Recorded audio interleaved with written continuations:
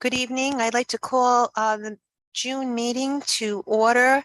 The first order of business is actually for us to convene into executive session. And do I have a motion for that? So moved. Second. All those in favor? So I have to make a motion to go convene into executive session to approve executive session minutes for May 3rd, 2022. According to Rhode Island General Laws 4246 5A2 potential litigation, to report on Cato Field pursuant to Rhode Island General Laws 4246 5A2 potential litigation, job performance of an individual pursuant to Rhode Island General Laws 4246 5A1, report on safety plans pursuant to Rhode Island General Laws 4246 5A3, school security, including the deployment of security personnel or devices, collective bargaining with Situate Teachers Association, NEA, NEARI pursuant to Rhode Island General Laws 4246 5A2. Do I have a second? Second. Thank you. All those in favor? Aye. Aye. Let's go into executive session.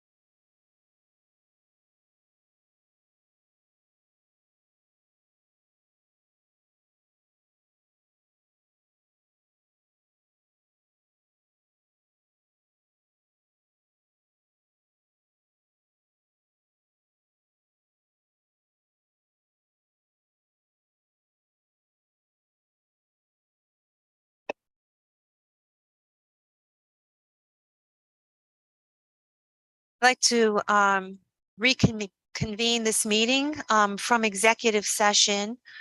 There were 2 votes taken and other topics were there just for discussion. But let's stand now for the Pledge of Allegiance. I pledge allegiance to the flag of the United States of America and to the republic for which it stands, one nation, under God, indivisible, with liberty and justice for all. Before we begin our meeting, Rhode Island Public Law requires us to note the fire exits from the building. Hold on, Mr. Finnegan. I'd like to have a motion to move public comment from its current position on the agenda and move it up to now, if that's possible. If I can get a motion to move it from, let me see here, it is F. yeah. Do I have a motion? Make a motion to move public comment and questions to the next item on the agenda. Do I have a second? Second. All those in favor? Aye. Thank you. The committee met in executive session, and as a result of some of the communications that we have received from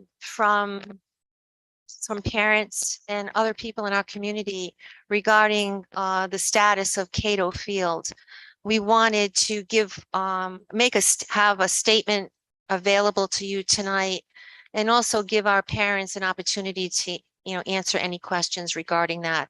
I do know that we already had someone ready to make a public comment. So Mr. Finnegan, did you want to stand up? Could you just state your name and your address? Richard Finnegan, Ridge Road, Situate. You said there were 2 votes taken. How many items were on the executive session? Please. There were 5 items that were taken. The votes were for the minutes and for a contract related to a personnel matter. And the rest of the last 3 were just for discussion and updates. Thank you. I do have a public comment. Has the Situate Housing Authority approached the school committee about tying into the water system here at the high school? To my knowledge, I've only heard, some discussion from just people in the community mentioning it, but nothing formal has come forward to our committee, and I don't believe to the school department either. When is your next meeting? July, July. first Tuesday in July. Thank you. You're welcome. Okay, I don't know if there's anyone else that would like to come on up and make a public comment, please do, but please state your name. Oh, I thought you were asking me. I didn't even. Hi, recognize I'm you. Maureen Kennedy, 10 North Doctors Lane in Hope. For those of you who may not know me, I have been a teacher in Situate for over 23 years, and I have served as the Situate Teachers Association president for the last 9. I've attended and participated in countless school committee meetings. During the majority of my employment with Situate, our association has had a professional working relationship with administration that was built on trust, collaboration, and mutual respect. It saddens me that we have come to where we are today. I have never come before a school committee to share the dissatisfaction of the educators of Situate. I'm here to share the concerns of your teachers and to offer solutions to bring us back to where we were just a short time ago. Since March 13th, 2020, the teachers of Situate have experienced fear and uncertainty like the rest of the world. Yet we've continued to support our students. During this unprecedented time in educational history, Situate teachers implemented new curricula, trained in new technology, and trained in distance learning best practices. We even purchased technology for our own homes so that we could support our students. We recreated classroom environments to ensure compliance and safety while still juggling quarantine disruptions. Situate's teachers have gone above and beyond. We have proudly and gladly been available to students and families far beyond the school day and the work week. Unfortunately, it seems that all of this has been forgotten by our district. While COVID restrictions have lessened, the 21-22 school year has been as challenging, if not more so, than the previous school year. Quarantines continued at a high rate in the first half of the year. Distance learning for quarantine students has been provided since the fall, even though our teachers were not afforded the same accommodation when they or their children were quarantined. The never-ending pivoting has continued.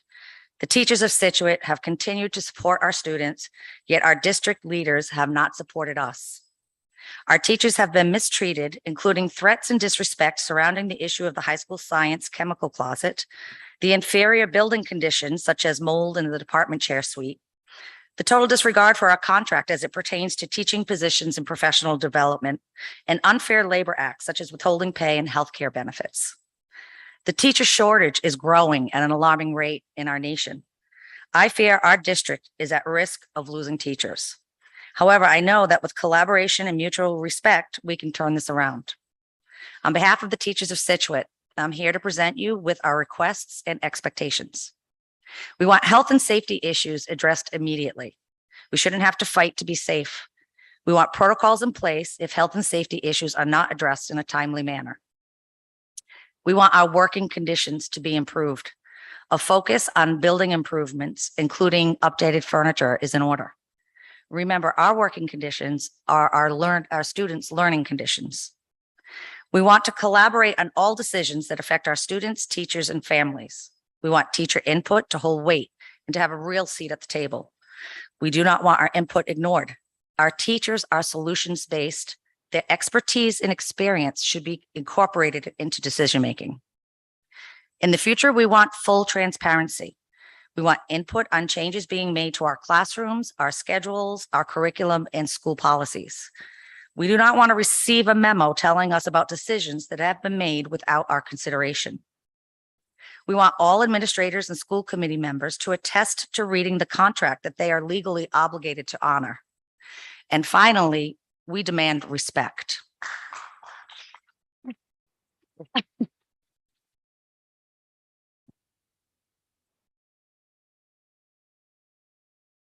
The issues I've presented today are not a representation of what Situate schools have been in the past.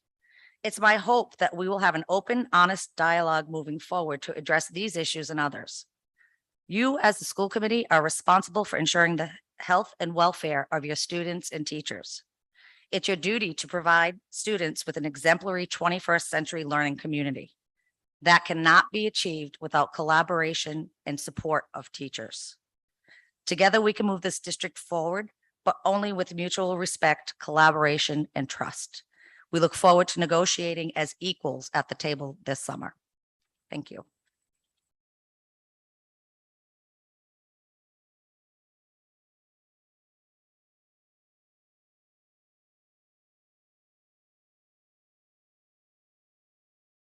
Do we have anyone else that would like to come up and make a public comment?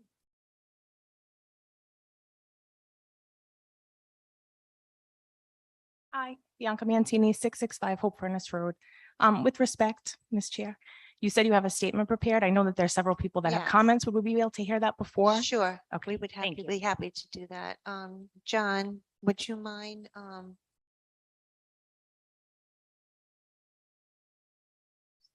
Okay. That's okay. Bianca, could you come up and answer, actually ask the questions that you've already posed to us at the meeting? Thank you. Okay, so obviously, first question, what is the update on Cato Field? Update on Cato Field, please.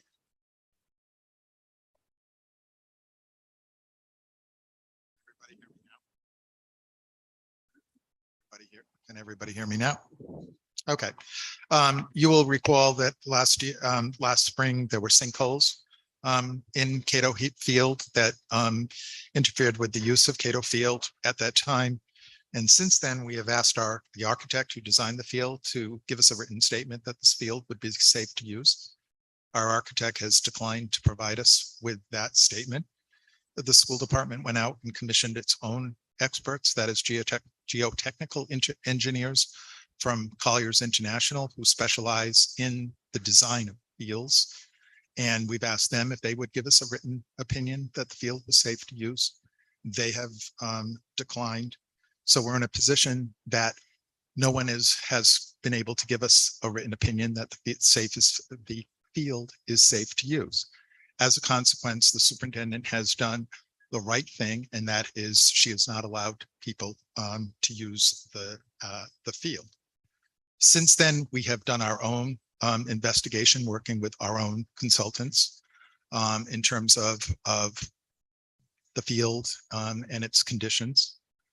We have filed for mediation, which we are required to do under our contract with both the architect and the contractor. Mediation is a process that is set forth in our contracts with both of those companies. And mediation is a process where a neutral third party comes in and tries to work with the parties to come up with a resolution that is acceptable to all of those parties. I fully expect that the architect will bring in its subcontractor, who was the engineering firm that the architect used for this particular project. If we are not successful at coming up with a solution, and mediation is, unless the parties agree to extend it, a 60-day process, and that 60 days has started. Then we have simultaneously filed for arbitration. Arbitration is a formal process where, again, a neutral is chosen. It is much more like a trial, and an arbitrator then renders a decision, and the decision of the arbitrator is final and binding on the parties. We are continuing to have a dialogue, not only with our experts, but we are continuing to have a dialogue with the other parties to try to come up with a resolution.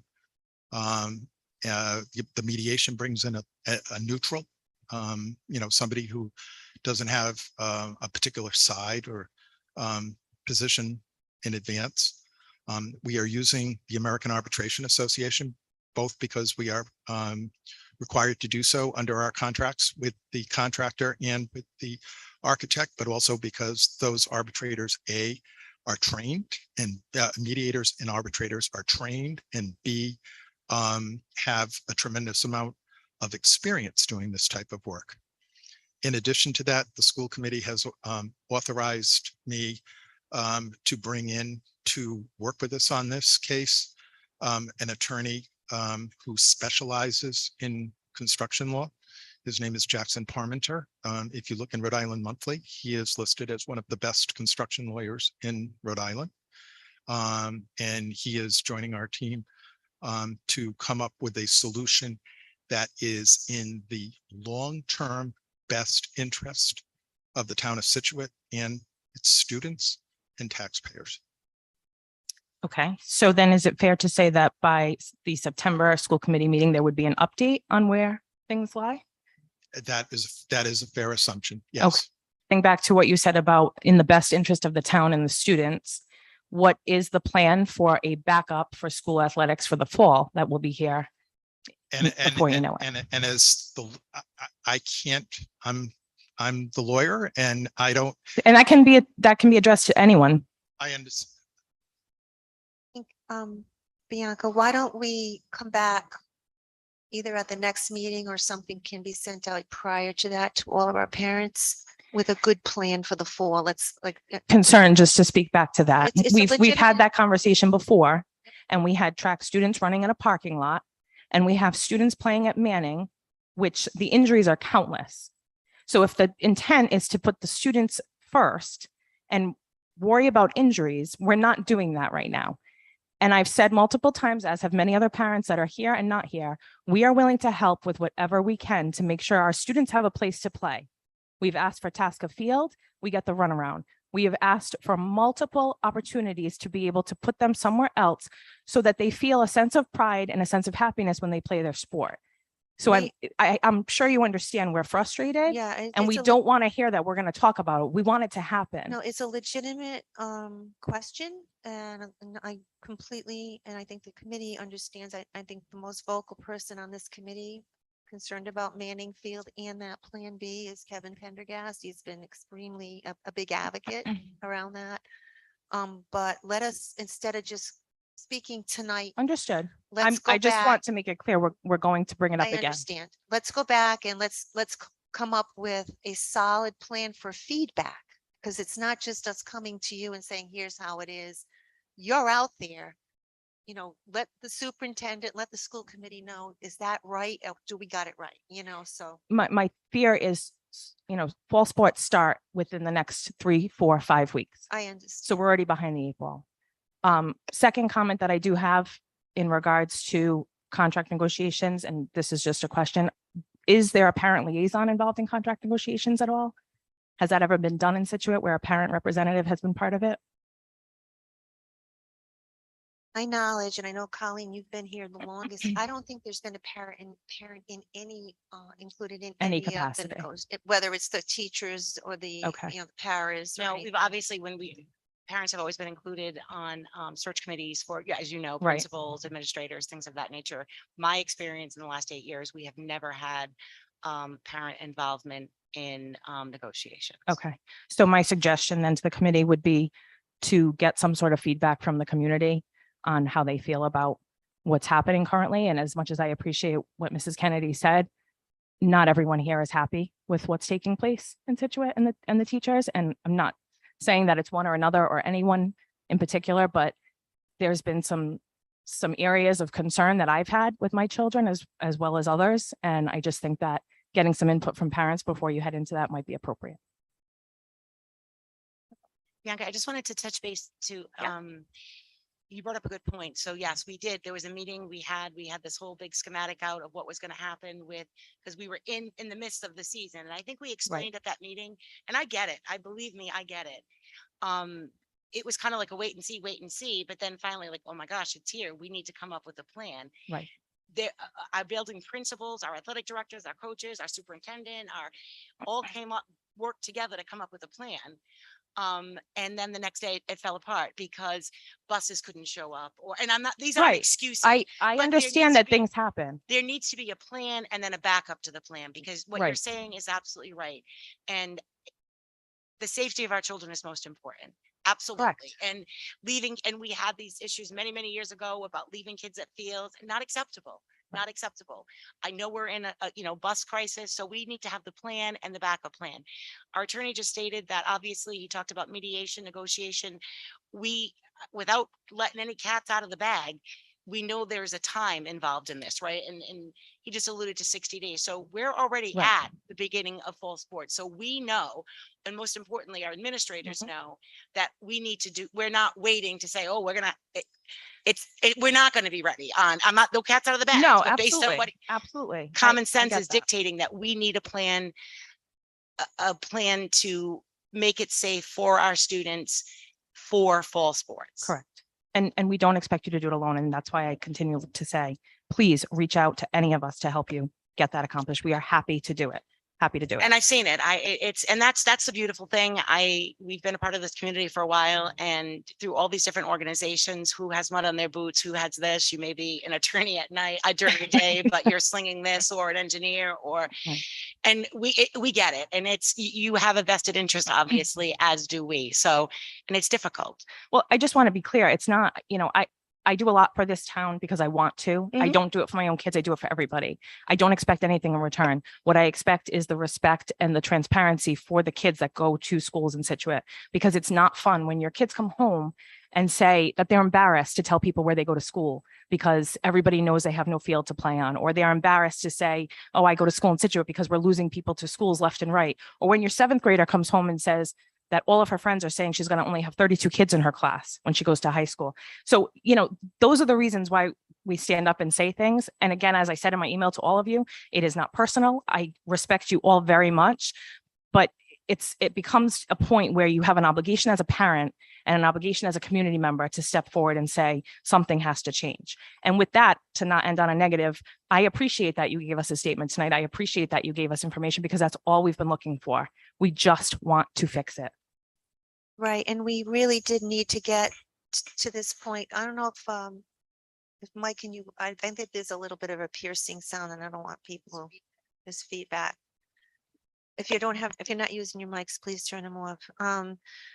We had to get to the point where we are with this mediation because we don't want to harm the position of our town. And it's serious.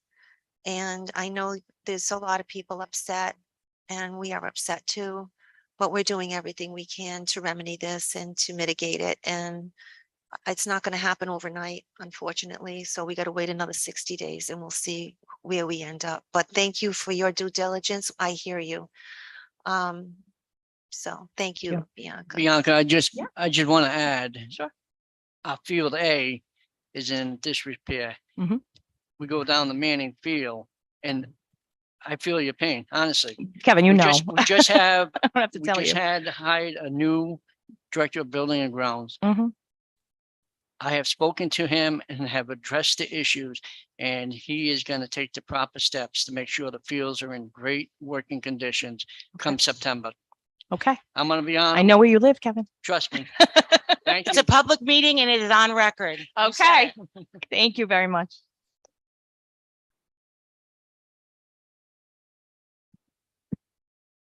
Hi, Cindy. Can you Hi. state your name and your address? Cynthia Gould, 21 Walker Way, North Situate, Rhode Island, 02857.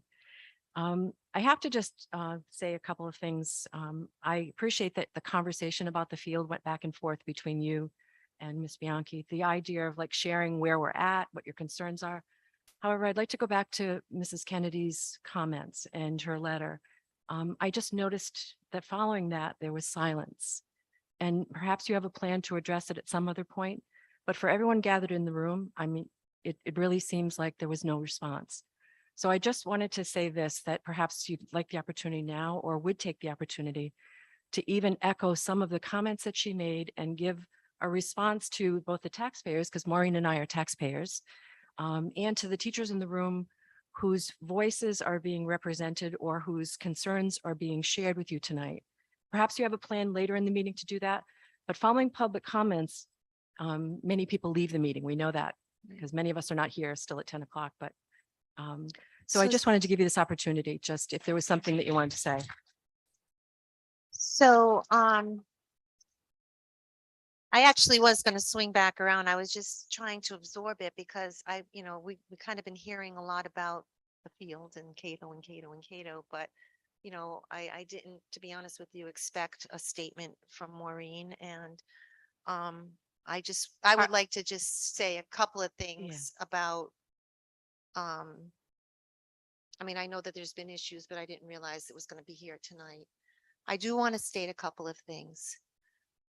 I am pro-educator. I have been my entire career in education. Brian LaPlante, Erica McCormick, and myself, the last 3 school committees here, have been pro-educator. We came here and I was stunned at what little our educators had. It broke my heart. And what I did learn tonight, though, is from Maureen's statement was, yes, we gave the tools, we got the money, we gave you the curriculum. But what I didn't realize, that was a lot of work for you guys. It wasn't just, we advocated through the town council and get in the budgets, huh, Brian, and the technology, and we wanted you to have it all. But it must have been like drinking from a fire hose. And it wasn't our intent. We went into our last teacher negotiation and we negotiated some things that had been in that contract for years around pay structure. And, we thought we did a really good job cleaning some of that stuff up. So I don't understand. I mean, completely. I mean, I'm not in the trenches like you all are. And I don't know what's going on day to day in the buildings. I'm sitting from a point where I know where we started and I know where we are now. And I'm like, how can I feel that way? I mean, God, we tried so hard to really advocate, and not just for them, for the students too, because we wanted our students to do better. But I do recognize that by giving you all this, all these extra tools and curriculum and technology, that it was also you that had to step up and actually implement it all and incorporate it into teaching and learning. So if you feel as though you're not supported, I feel badly about that because that's not how I feel. I do support each and every one of you. And I just really appreciate the educator. I understand what it's like to stand in that room and the impact that you can have on every one of those lives. So I'm disappointed to hear this tonight, and I'm hoping that we can get it to a better place. I really am. I understand it's been hard, and I heard you say that too. And I appreciate that it's not just hard for teachers. It's been hard across the board. We would agree, Carolyn, that it's been hard. It's been hard for families. It's It's been been a hard on difficult time in everybody. society. It's just been a very, Absolutely. very difficult time. Please don't mistake the fact that we're here tonight in support of education in this community. Many of us Mhm. live here. Those that don't work tirelessly every day. We want to work with our administrators. If the message or takeaway from Maureen's letter is better communication, better collaboration, those are good things. If we identify in truth some things that are not working as well as they could, the same way we did with curriculum. So Right. for example, we said there were curriculum issues, there were concerns regarding that. We identified a particular problem, and then we developed a plan to address it. And so really, if tonight it puts to your doorstep that there are some things that need to be addressed and some Well, communication that needs to happen. Cindy, absolutely, obviously, I mean, like, it's like this. I mean, I'm thinking, Right. wow, they must be so happy, and we gave them everything that they, Yeah. that they didn't have before. And then I'm hearing this tonight. And so, and it has been other issues that I think have been happening over the last 3 months, but, to hear it, said the way it was said tonight, I actually think it's at a different level, and we need to take a closer look I at think what's moving going on. forward, having more communication and conversations about the things, we recognize that it's That's a hard fair. time. So having more communication around that Mhm. and having voice at the table. I've been in this community for more than 40 years and have been an educator for decades here. And I've Mhm. seen lots of changes, and change is a funny kind of thing. Change can have with it mixed reactions, Mhm. right? But we're all about if that change results in things that are purposeful, powerful, meaningful, then we're all going to be on board with that. And we appreciate your financial support. We appreciate Mhm. the advocacy you're going to bring to it. But don't assume that just because we put money into something or buy a box of curriculum, that fixes everything. There's lots of strength in Situate for the teachers who bring their professional judgment every day. Sure, we want tools. Sure, we want resources. But there are other conversations that need to take place about how we're going to best use resources, how we're going to best support kids. And that can't just happen without more conversations, without more collaboration. And if I hear anything from the people who are having conversations, is that communication is not open, it's not strong, it's not Okay. powerful and purposeful. And so it's just an awareness that I think that our attempt is to bring some awareness to the table. It's not to fault. So please understand this. I'm not standing here. There may be others that. No, and I'm not That's not my taking that. purpose I'm in it. hearing you loud and clear about there's a disconnect. There's a disconnect. There and- is.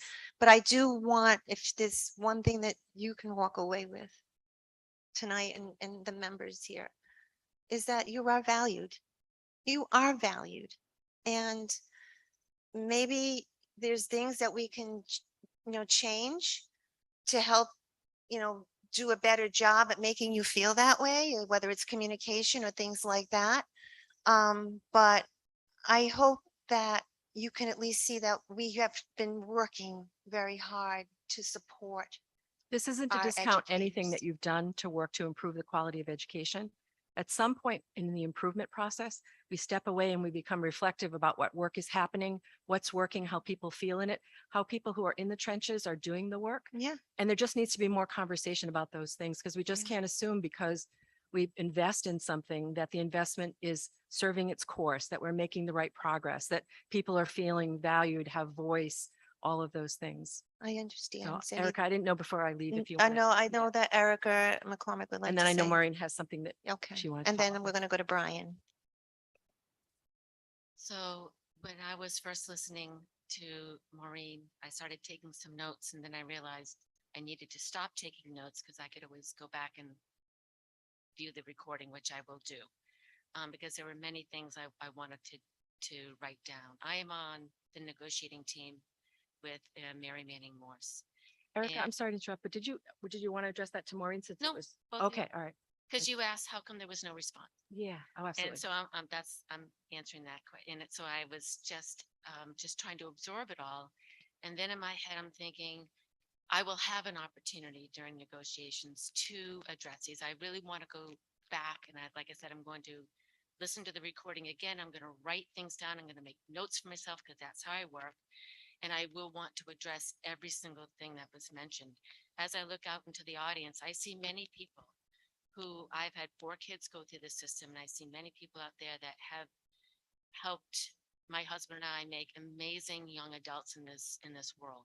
And I want to thank you all for that. I have 4 very wonderful kids that are contributing members to society, and I have you to thank for. I know that. I am looking forward to negotiations. I'm looking forward to mending anything that might need to be mended. And I really have passion for public education. I have passion for this school system.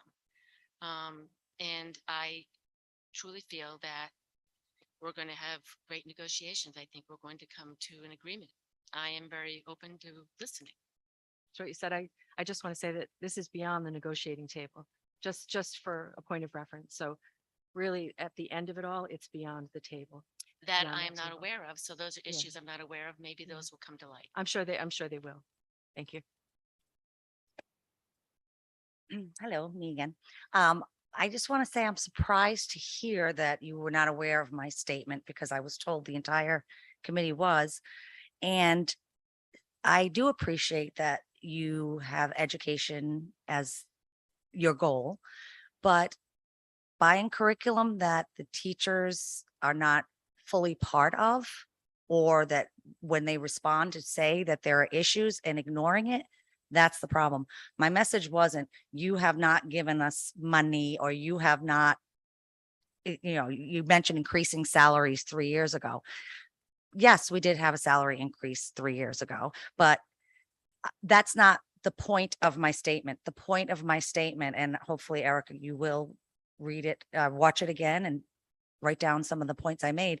It was the lack of respect and cooperation, really collaboration, that we're really having an issue with. And I know I've contacted the school committee before about some of the issues, not all, but I do hope that we have an open, honest communication so that we can fix what's been happening. And I appreciate whoever asked for a comment, because I really was quite surprised to sit down to silence and then back to the field again. Thank you.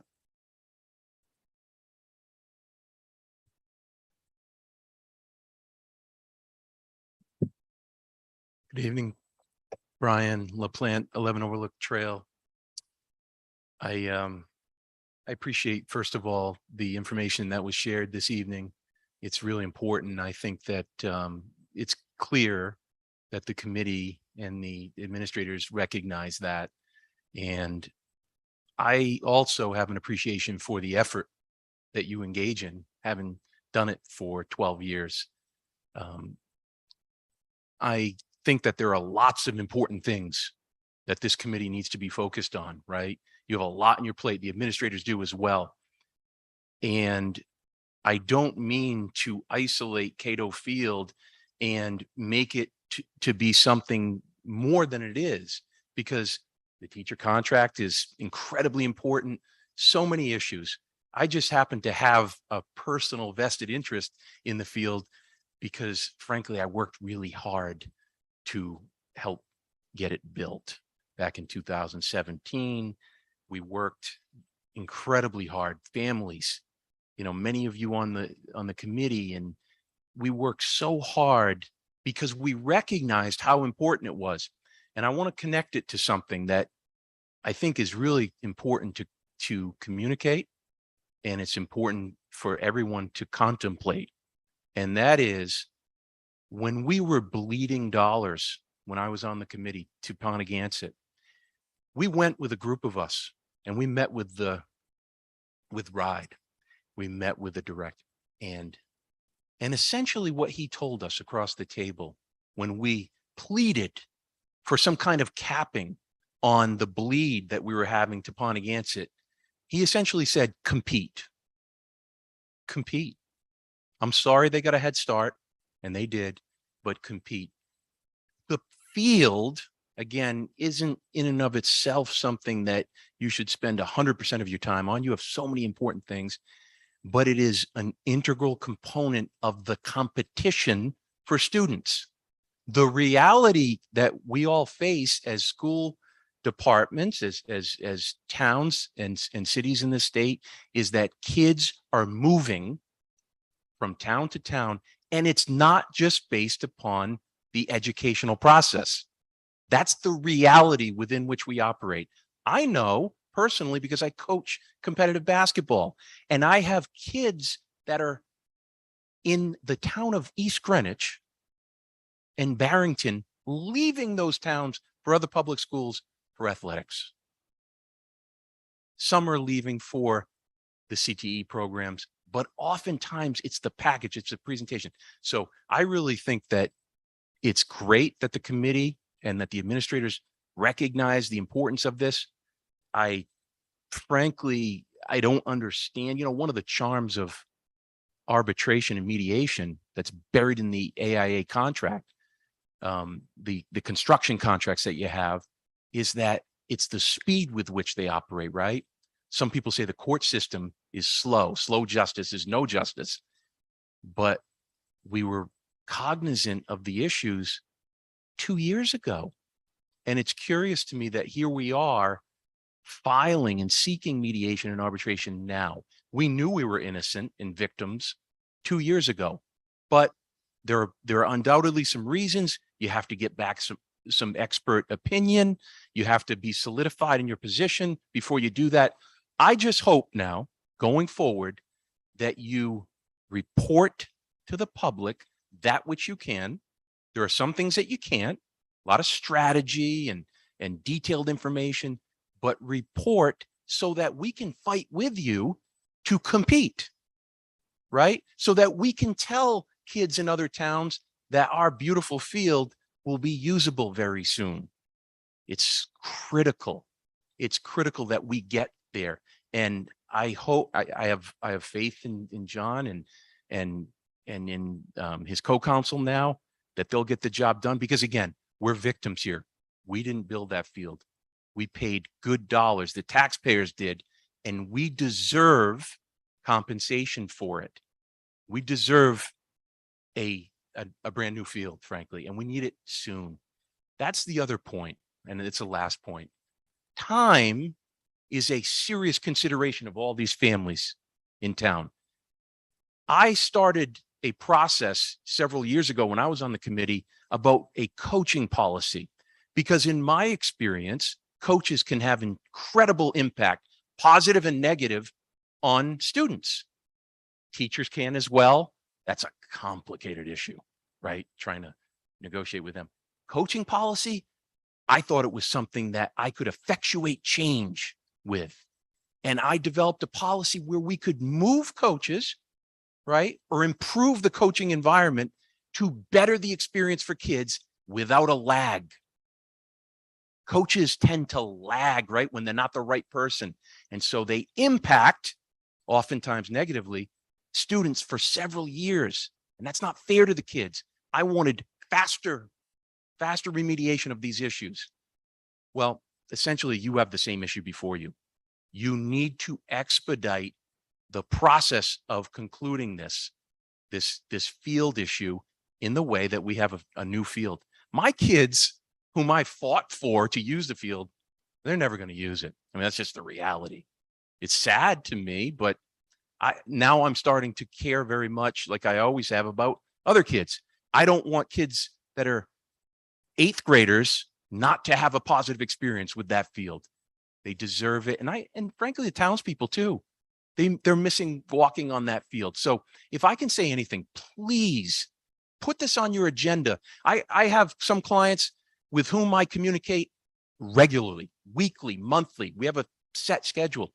Put it on the agenda every month.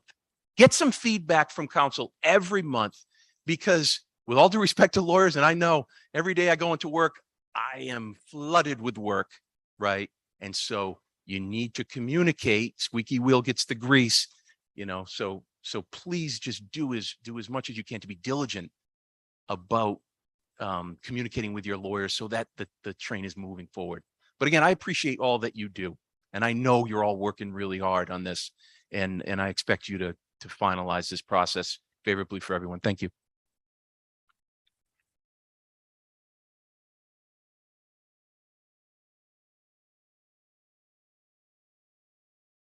Do we have anybody else that would like in the auditorium that would like to make a public comment? If not, I will go to the folks at home. Okay. Mike, if you could unmute Simona Mancini.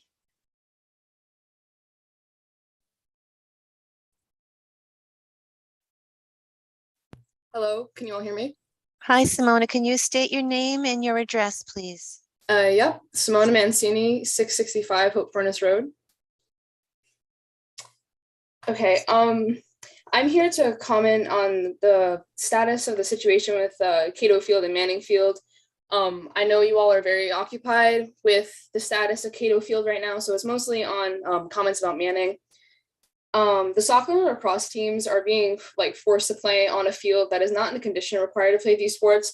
The size of the fields do not fit the parameters that are needed.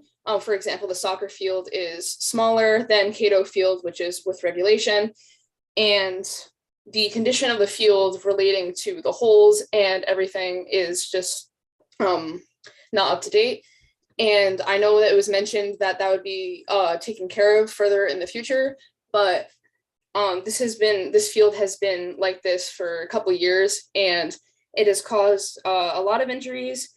I actually do have a list from players of this year and from previous years that have had injuries because of the field, including dislocated shoulders, fractured tibias, multiple sprained ankles, not from just kids here, but kids from other schools as well, and strained shoulders and necks. And this was over the duration of about the whole season, and it was over about 8 kids. And while we understand that there are things out of our control regarding the use of Cato Field, out of my control and yours as well, I'm here tonight to represent, at the very least, my entire girls soccer team by saying we are concerned that we will have another season that will be forced to play at Manning. The soccer season is starting within the next couple of weeks. Summer League is starting up a little bit before school ends, a little bit after. And we don't understand why we are not allowed to use Tasca Field. It's perfectly good maintained field that is big enough and safe enough to house both soccer and possibly lacrosse. And we don't understand how the middle school is allowed to use Tasca Field, but the high schoolers are not. It is possible. I know there are some schedule interferences that happen during that, but I don't see why 2 fields can fit on that big area. And I ask you to take my comments into consideration and ensure that we no longer have to play a game at Manning Field again, as it has caused so many injuries. And honestly, adding on to what Mr. LaFlante said, it has caused some embarrassment for us when I've heard some teams from other schools saying how they thought our big nice field is where they were supposed to go, and they came down here. We're disappointed. We're getting a lot of football transfers that are expecting to use Cato Field, and it's not going to be up to date. And now I know you can't use Tasca for football. I understand that, and they'll probably have to use Johnson again. But then again, just going back to the whole Cato Field thing about how multiple kids are leaving. I've heard middle schoolers, 8th graders talking about going to different schools because of this field and because of the different sports. I asked one of them personally, and they did say that was the reason. And overall, I just hope that you all take this into consideration, that we have concerns about this field and we really don't want any further injuries, and we think it would just be better for us to play on Tasca. It would cause less injuries, people losing their senior years, especially the juniors that were hurt this year, and just overall a better playing and safety issue for all teams. Thank you. Thank you, Simona. Yeah, we understand the concerns on Manning, as we mentioned previously, and we're going to come back with a plan on how to make sure that that field is in better condition and ready for our students, especially in light of Cato Field. I did have a question, and I don't know if it's the superintendent or maybe one of the parents. Why would we be prevented? Why would our students be prevented from using Tasca Field when we're in the middle of a problem like this? Is there a reason why they won't let us use it? In my conversations, we can utilize Tasca Field. There are some restrictions because there is some usage already at Tasca, and there are some restrictions on our end around transportation there, but the powers that be that I spoke to earlier were really cooperative in trying to work with us around trying to get us to use Tasca Field. But So- are the restrictions so onerous that they prevent us from using it? Like, why aren't we on it then? So I will schedule another meeting I'll be happy to participate in that if it's somebody that I know in the town. with Mike and Sal and Jason. And Tasca Field in our town. Do you know, Kevin? I don't know. I don't know who it is now. Someone in the audience probably does. be owned by the town. However, it is used by Situate Youth Soccer Association. I will speak, first I want to speak to, I'll jump right back to that, but I want to speak to Miss Mancini. Simona, I want to tell you that when you talk about being embarrassed, nobody is more embarrassed about about this issue with the field. I'll speak for myself than me. I've been on this committee before we started this process. I started this process as a parent out in the audience when I was upset that my children were getting hurt and kids were getting hurt. And it was something that we did. Safety, that's paramount. There was a comment made about what division sport. I don't care what division sport you play. It's about the safety of our children. So when we're talking about Manning Field, if it's not safe, then our kids shouldn't be using it, or we need to make it safe. End of story. Our hands are tied right now at Cato, but they're not at Manning. So what we had said earlier about talking about a schedule for the fall, it's going to be here before we know it. So this has to be part of it, and pulling in the Tasca piece to that. I know historically, and Mr. Plant can attest to this, back in the day, we did have issues with using Tasca Field. There were issues, they wanted to charge us, they wanted to, and I'm not pointing fingers and doing this. You know, we're not looking for something for nothing, but we're all of the same town. We were able to get through those issues. We want to be good neighbors and good, it's all our tax dollars, right? The people that are sitting here, it's all from the same pot. So we hear you, and we do not want, I went to a lot of boys soccer games when my boys were playing, and they could be pretty, but those girls, they're pretty tough out there. So we need to make sure that that they're staying safe while we're doing, for all of them. And I thank you for bringing those points up, Simona. And thank you for letting your voice be heard.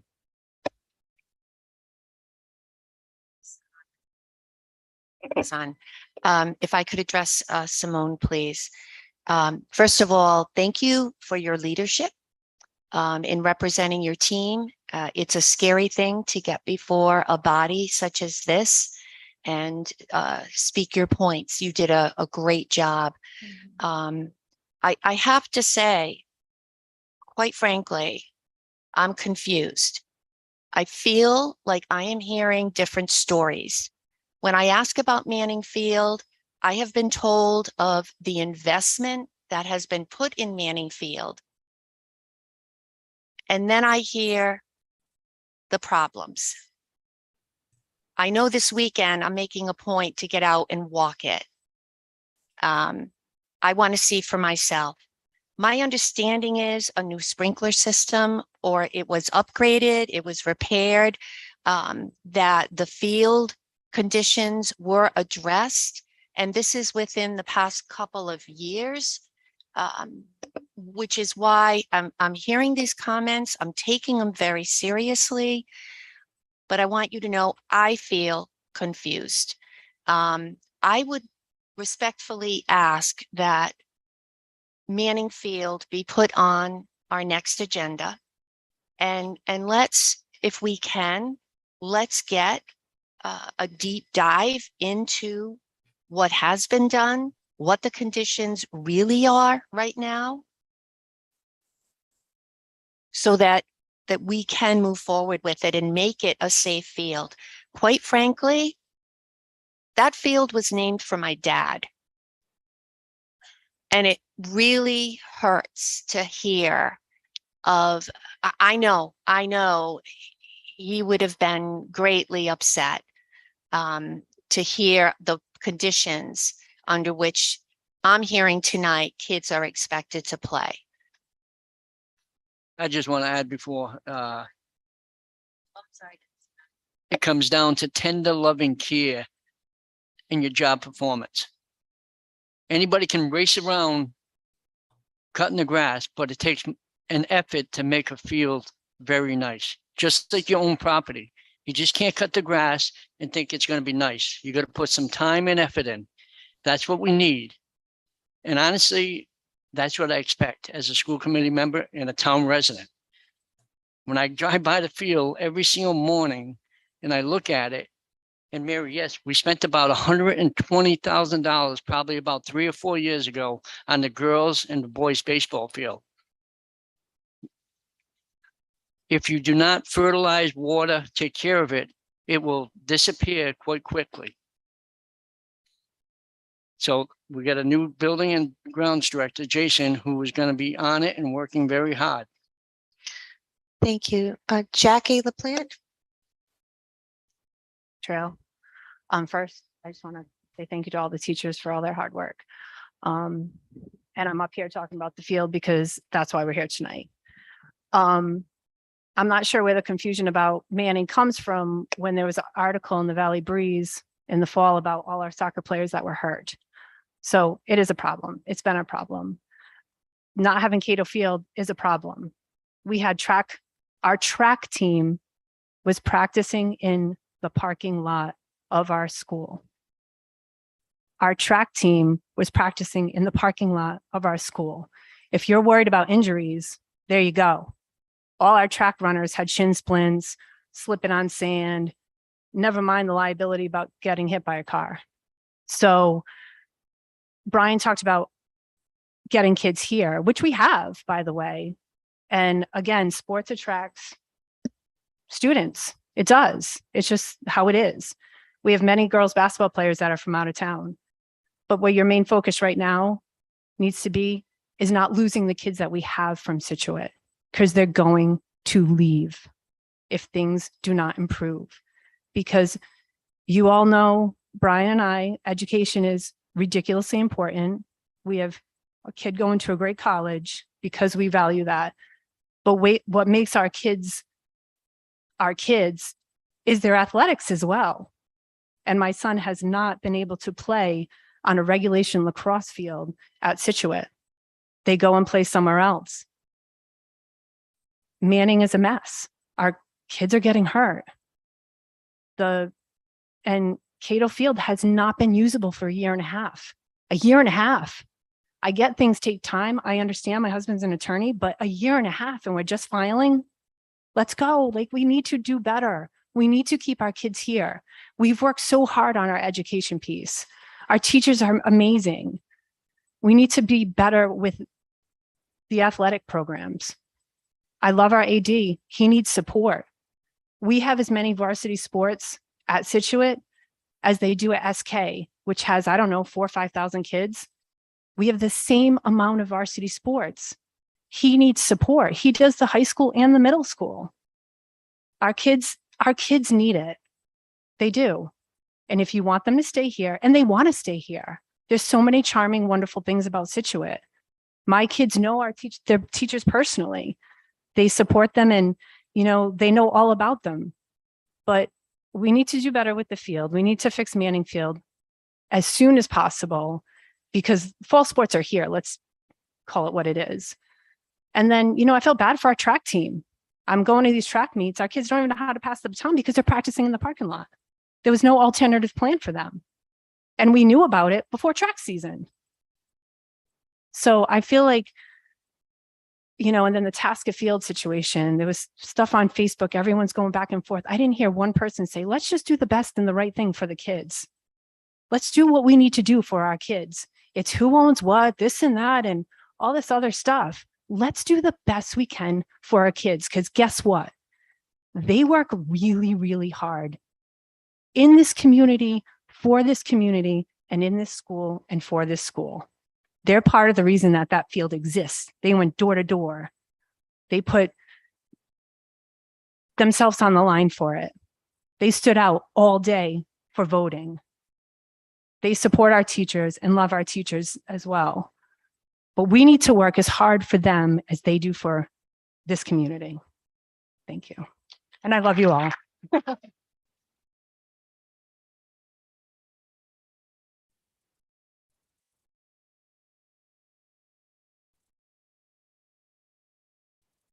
Okay, do we have any other public comments? Again, we did try to move this up on the agenda to accommodate everyone that came tonight. And I actually thought everybody out there were parents. So it is good to see the teachers, unfortunately, into this situation. But again, thank you for everything that you do. Thank you.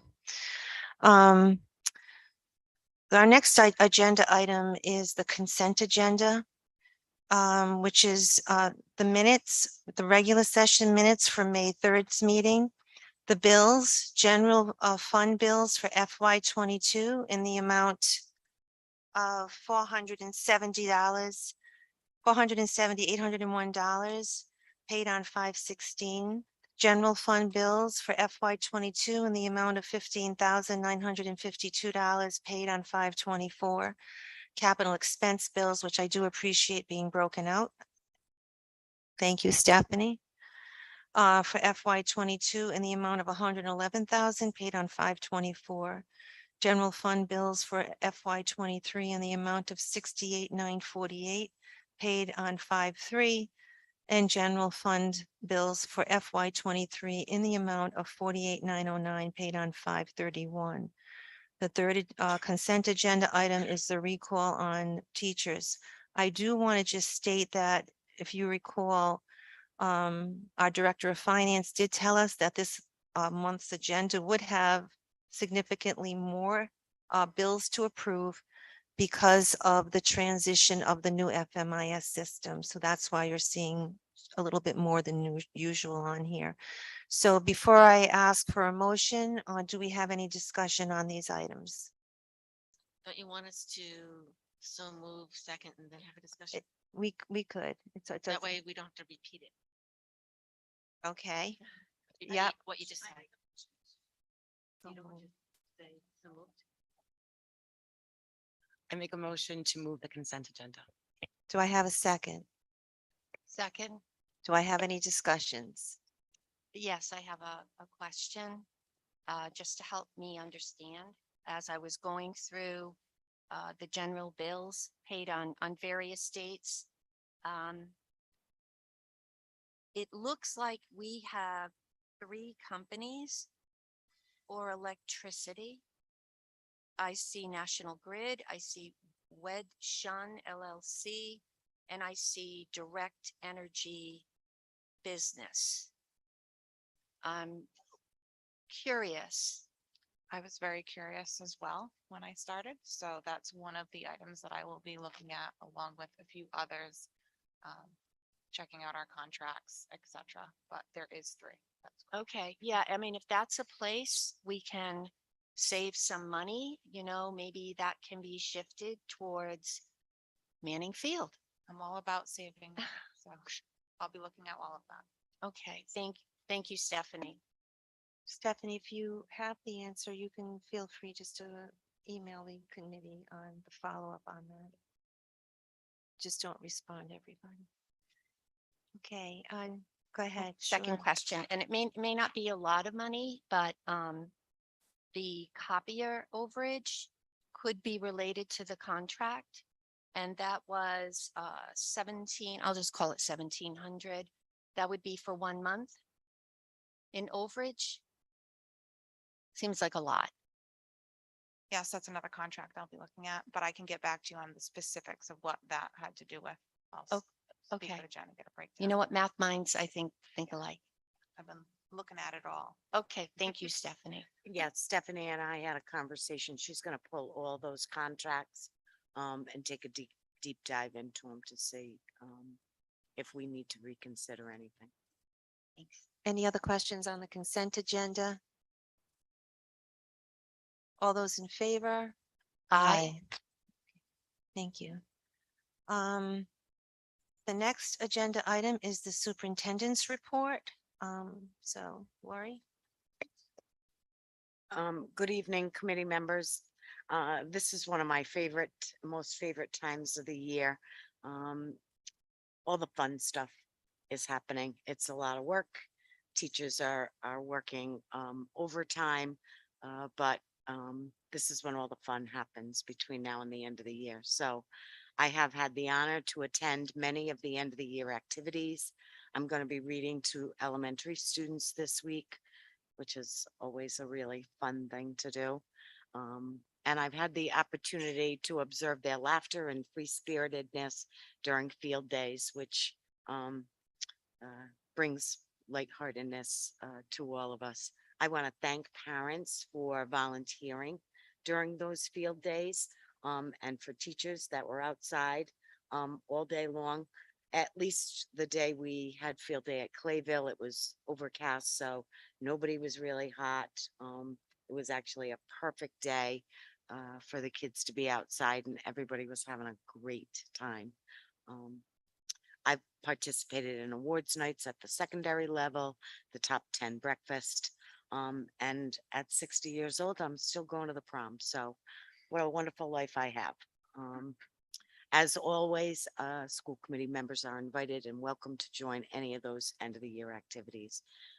As we all know, the culmination for all of us will be Friday night at the gazebo. And we have one window of no rain between Thursday and Saturday. So just perfect. Perfect. You hear that, Mr. Hassel? No rain on Friday night. So we're going to be good. Based on the recent events in Texas, the district safety committee has met the following morning and we reviewed our plan. We've also completed walkthroughs of all the buildings and will be submitting the required forms to RIDE. Actually, we sent them in today. RIDE has allocated up to $500,000 per district to address areas that need upgrades, and we are developing a list of projects to utilize those funds, and we'll be submitting those to RIDE. You'll see in your packets a list of teacher recalls and retirements. I made a promise to the teachers that I would do recalls before the end of the school year so that all of that tension could be dissipated. And I'm happy to say we will hand the letters of recall are all ready to go. They will be hand delivered first thing tomorrow morning. So I'm happy to be able to take that pressure off of teachers. I'd ask you to join me in congratulating the following people on their retirements. We want to thank them for their many years of service and wish them all the best in their retirement. We are all just a little bit jealous. Nancy Frazier, North Situate Elementary School, grade 1 teacher, effective June 20th, 2022. Gail Renone, Situate Middle School, paraprofessional, effective May 13th, 2022. Jean Bonacorsi, Situate High School history teacher, effective June 2022. And Rosalba Nokara, Hope Elementary School paraprofessional, June 1st, 2022. Deborah Johnson, Situate Middle School and the high school. Deb Johnson's worked in both areas as a special education paraprofessional, effective this June 2022. Congratulations, all of you. I wish you health and happiness in your retirement. And, you know, you can always come back to sub. We'll be happy to put you to work in September. I'd ask you to join me in welcoming Patty Martin to our office staff. Not only is she your secretary for the school committee, but she will also be the executive secretary to the superintendent, given Jen's promotion to the finance department. So welcome, Patty. I'd also like to introduce and welcome the new Northwest Regional Special Education Director, Brad Wilson.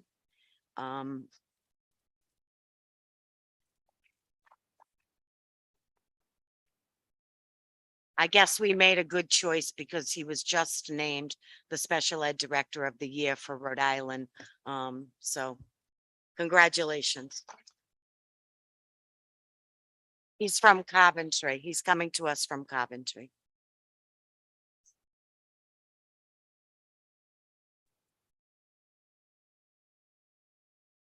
Welcome. I want to jump in on the agenda. I was glad to see in your notes that it's obviously this is a replacement for our outgoing director of special education for Northwest. Yes. Our agenda stated it was a special education director. So I just want to make clear that there's been no changes within the district. We don't have. No, it's the Northwest. Yeah, okay. I just want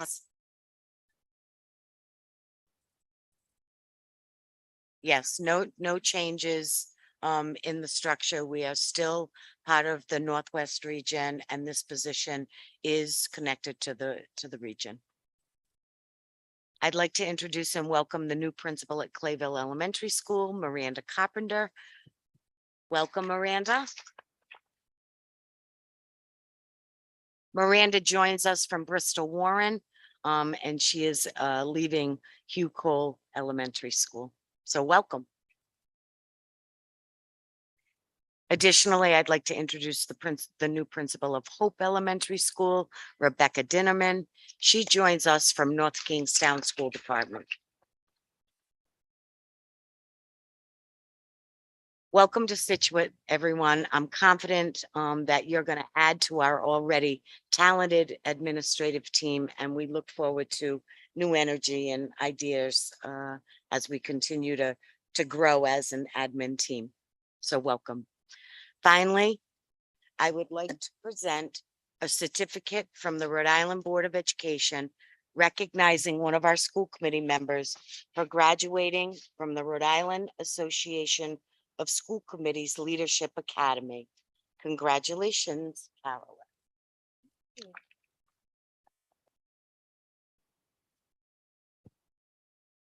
That completes my report. Thank you. Just to make a comment.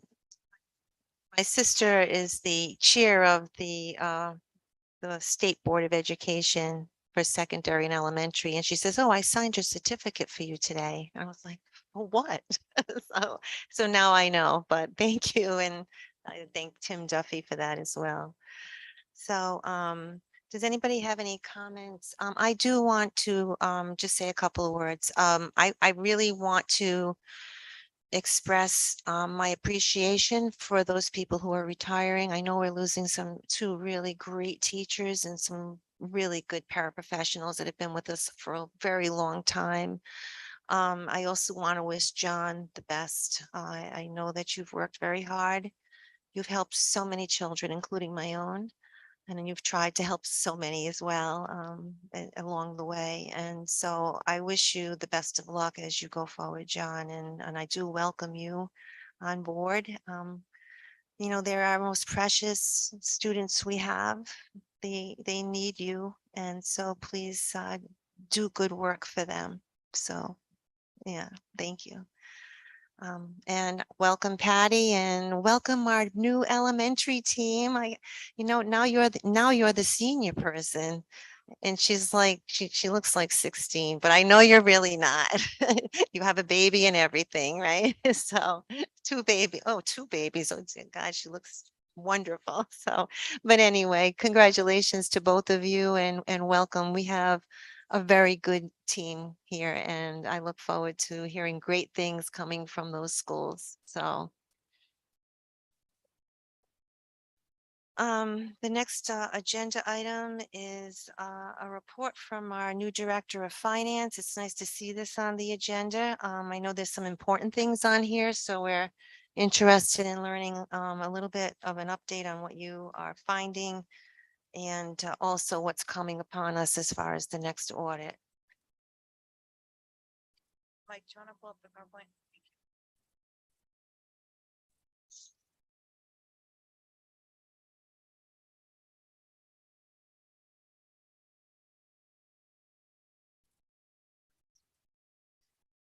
I did have the exciting day of heading over to RIDE and picking up our school construction application grant award. And it is a pay-as-you-go, which is a little different than what we usually have.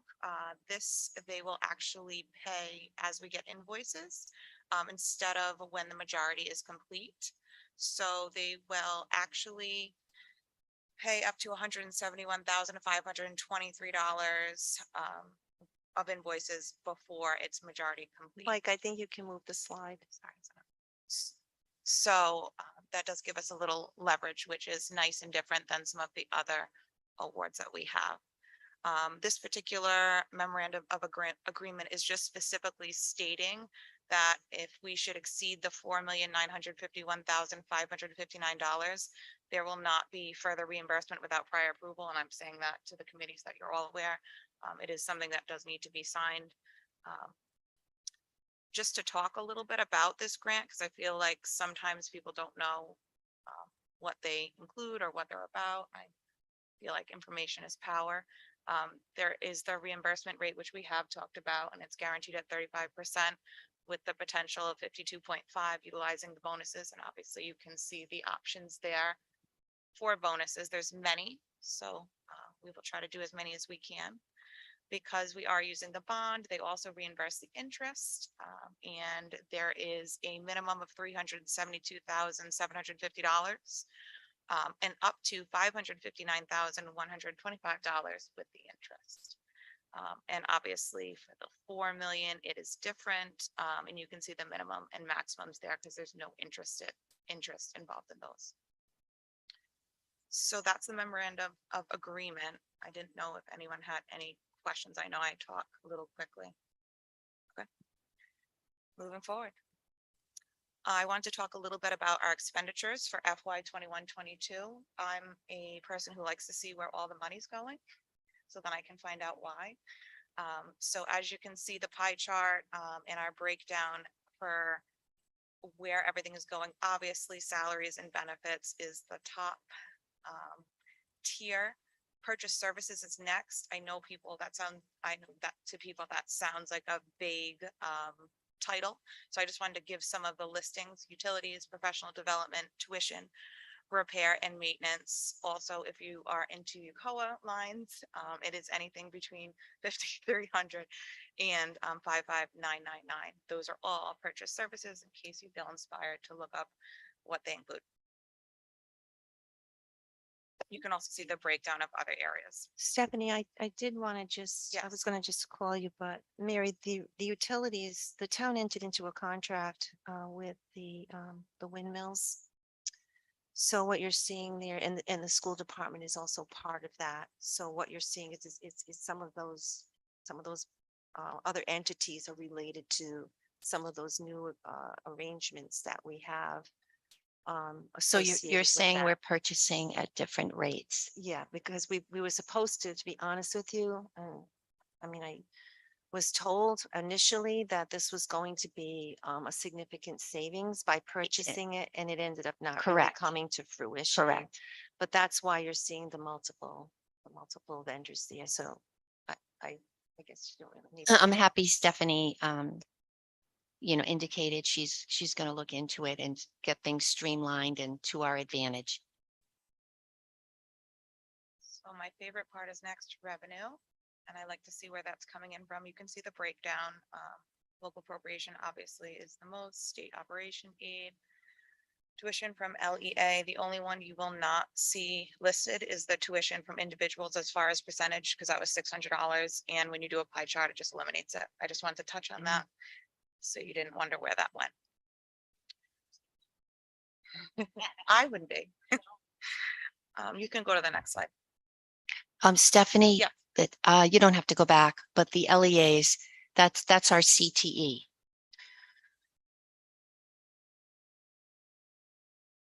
Tuition from LEA, sorry.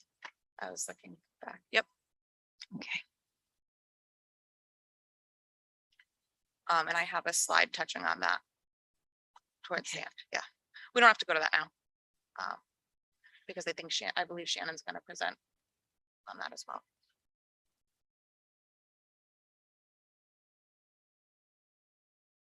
We can go to the budget to actual slide. So for FY 21-22, our revenue was $24,063,540. Expenditures was $24,283,540, which obviously leaves us in a deficit of $220,000.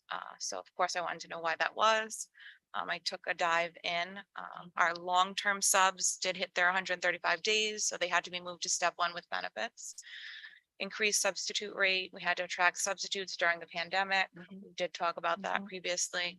We had invested in security cameras for the high school and the middle school, which I feel is very important, especially at this time. Oil prices with COVID, we had to leave our windows open. Those were some of the major items that I saw. Next slide. Thank you. As far as our audit update, we did meet with the auditors and the town. We started the initial phase of check runs posting into the new FMIS system. So with that, he was able to look at them and he does a test. He pulls a certain number of them and then we will show our end to him. And that has started. Week of June 13th, we're going to be meeting for a review with him and he will tell us our next steps. But we are on track for providing documentation as needed. So everything's going well. What is the status of the UCOA? The state of UCOA? I know there's been a lot of concern and there still needed to be quite a lot of cleaning up to do. Can you give us just a little bit of update on where you think you are and how far you feel like you have to go? So I've been checking every line. There's thousands of lines. So it has been quite cumbersome, but we are feel like we're in a good place where everything is going into the right place. We're really working towards educating everyone on the workbook so that they can answer their own questions and also feel empowered to know how to make a UCOA string. And some people are really loving it. I know Caitlin's excellent at it. I've complimented her the other day. And, you know, others are having a harder time and it's understandable. It's new and it's asking a lot of people. It's not the most interesting topic. But I do feel like it's being embraced a little bit more and we're getting everything in the right places and correct, which is what I like. Thank you. Stephanie, with the UCOA situation, you're citing some folks are struggling. How do folks need some PD? Do they need some extra time? Did have a Tyler training and we did talk about moving forward with a training with me and Jen and Jeannie because she's doing well with it. So we're hoping to set that up. I actually talked to Mr. Hassel about that the other day in passing. His focus right now is graduation. So we're gonna work on that. You got that squared away? You'd make better progress? Yeah, I think it's a change. I think people are embracing it faster and slower in other areas. Anytime there's a change, I think that's just the way it is. And Mary, I think just the fact that we have an FMIS system that is compatible to UCOA is going to give them a light year jump. I mean, they were going to have to learn UCOA and then a backup set of a chart of accounts. So this is it's going to be like, we got to get over the hump, but once they know it, it's going to be so much better for everybody. Just need the time and the Yeah. training. Yeah. sure that we're able to provide that. And remember, this is something that we've been wanting, is to push a system down to our administrators. It's always been up here. They've given us budgets, but it's kind of been more of a conversation and maybe a spreadsheet. We're hoping that they're going to be able to sit at their desk and just access this system and then actually put some of the coding in. Empower the building level Absolutely. principals. That's what the law said, right? Right. So that's what it will do. Right. And once they learn to love it and they get a few of those object codes down pat, they'll be able to pull their reports and know where they're at. And what's better than information so that you can make a decision. The So- day that anybody loves Yukawa, please let me know. Okay, anything else, Stephanie? Does anybody else have any questions for I have Stephanie? one more slide. I just want to talk a little bit about the CTE rates before Shannon spoke. I just wanted to touch on it because I feel like it's something not a lot of people know about or understand how it works. So for any student with an IEP or free or reduced lunch, we do pay more for students that are outgoing. Charter school rate's different than the regular rate, as you can see, they're listed up there. And the formula is based on each district's UCOA data. For any students in our region, we must consider transportation costs and are obligated to pay transportation costs. So I just thought it was important to share that information. Yes. Your incoming student, so outgoing, so for, repeat what you just said about transportation costs, please. So any transportation costs we're obligated to pay if they're in our region and ride.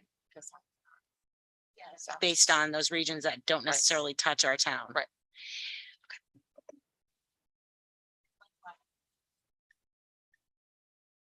Likewise, if we have incoming students that are by the RIDE defined region, their sending entity is responsible Correct. for.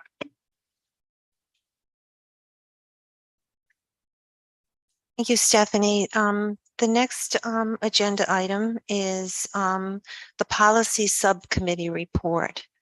And so I don't know if that will be you, Erica, or I can touch on it real All right. quickly. We've not been able to meet for the last couple of months because of also being on the contract negotiation team. There's an awful lot of information on this agenda, but it's only because of OMA requirements. I just wanted people to see. Mary, could you I just wanted people to be able to see all of the policies that we are currently working on as a result of rewriting the Title IX policy.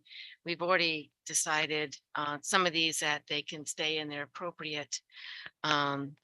But again, the only, like, for example, this, the student handbook and student discipline code that was referenced in the Title IX, the teacher educator code and professional responsibility, it was referenced in that original policy that we rewrote. So that's why all of these are listed here. These are the next ones in our priority that we're going to go through to make sure that they all align with the policy that we just approved.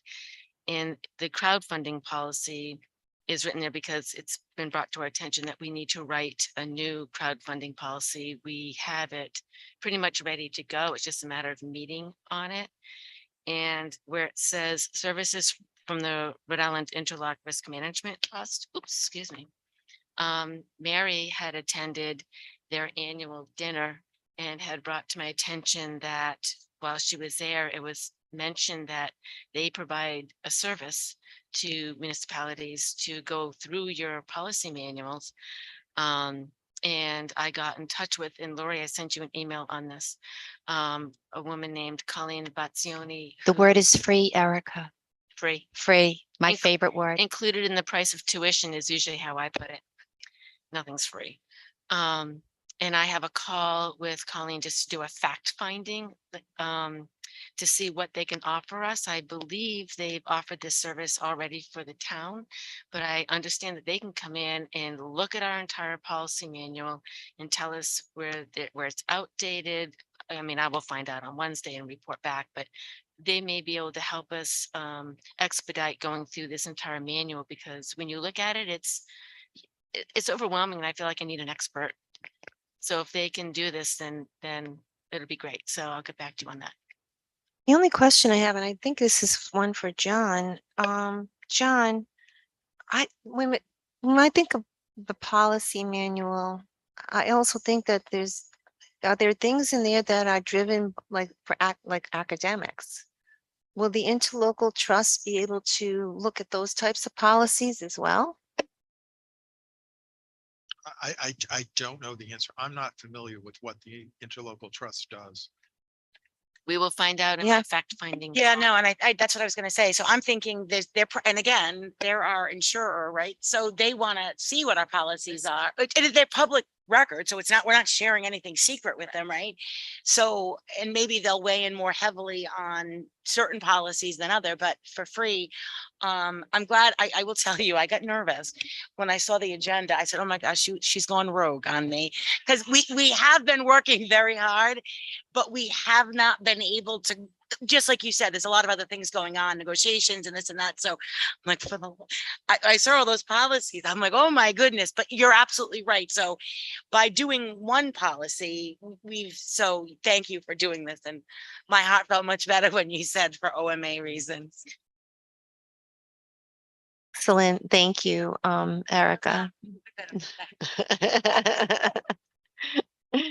The next agenda item is a report out from the subcommittee, which is the building committee report. And I'd like to bring up our chair of that committee.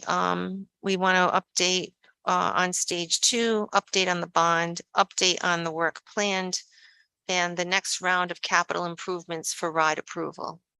So Ray Greglovich, thank you. Ray Greglovich, 16 Woodland Road. Some of which was covered in Stephanie's report with regard to the bond. So obviously it's been issued and we have those monies going forward on the 5-year plan that we had just submitted and everybody is well aware of. And those were the issues that were being covered, which were the safe, dry, warm projects that we knew had to be done regardless of whether or not they were included in the capital campaign or not. So those are the things that we're working towards. I know that Jason at our last meeting, although he wasn't there, issued a report saying that they have targeted a number of items that we want to get working on as school lets out. But he did caution us that we, like the rest of the world, are subject to supply chain issues. So we can have a very aggressive work process and jobs that we want to get lined up. But the fact of the matter is that materials may not be available in order to get that work done in the time and fashion that we wanted to get it done. So we may have to be a little bit more flexible there.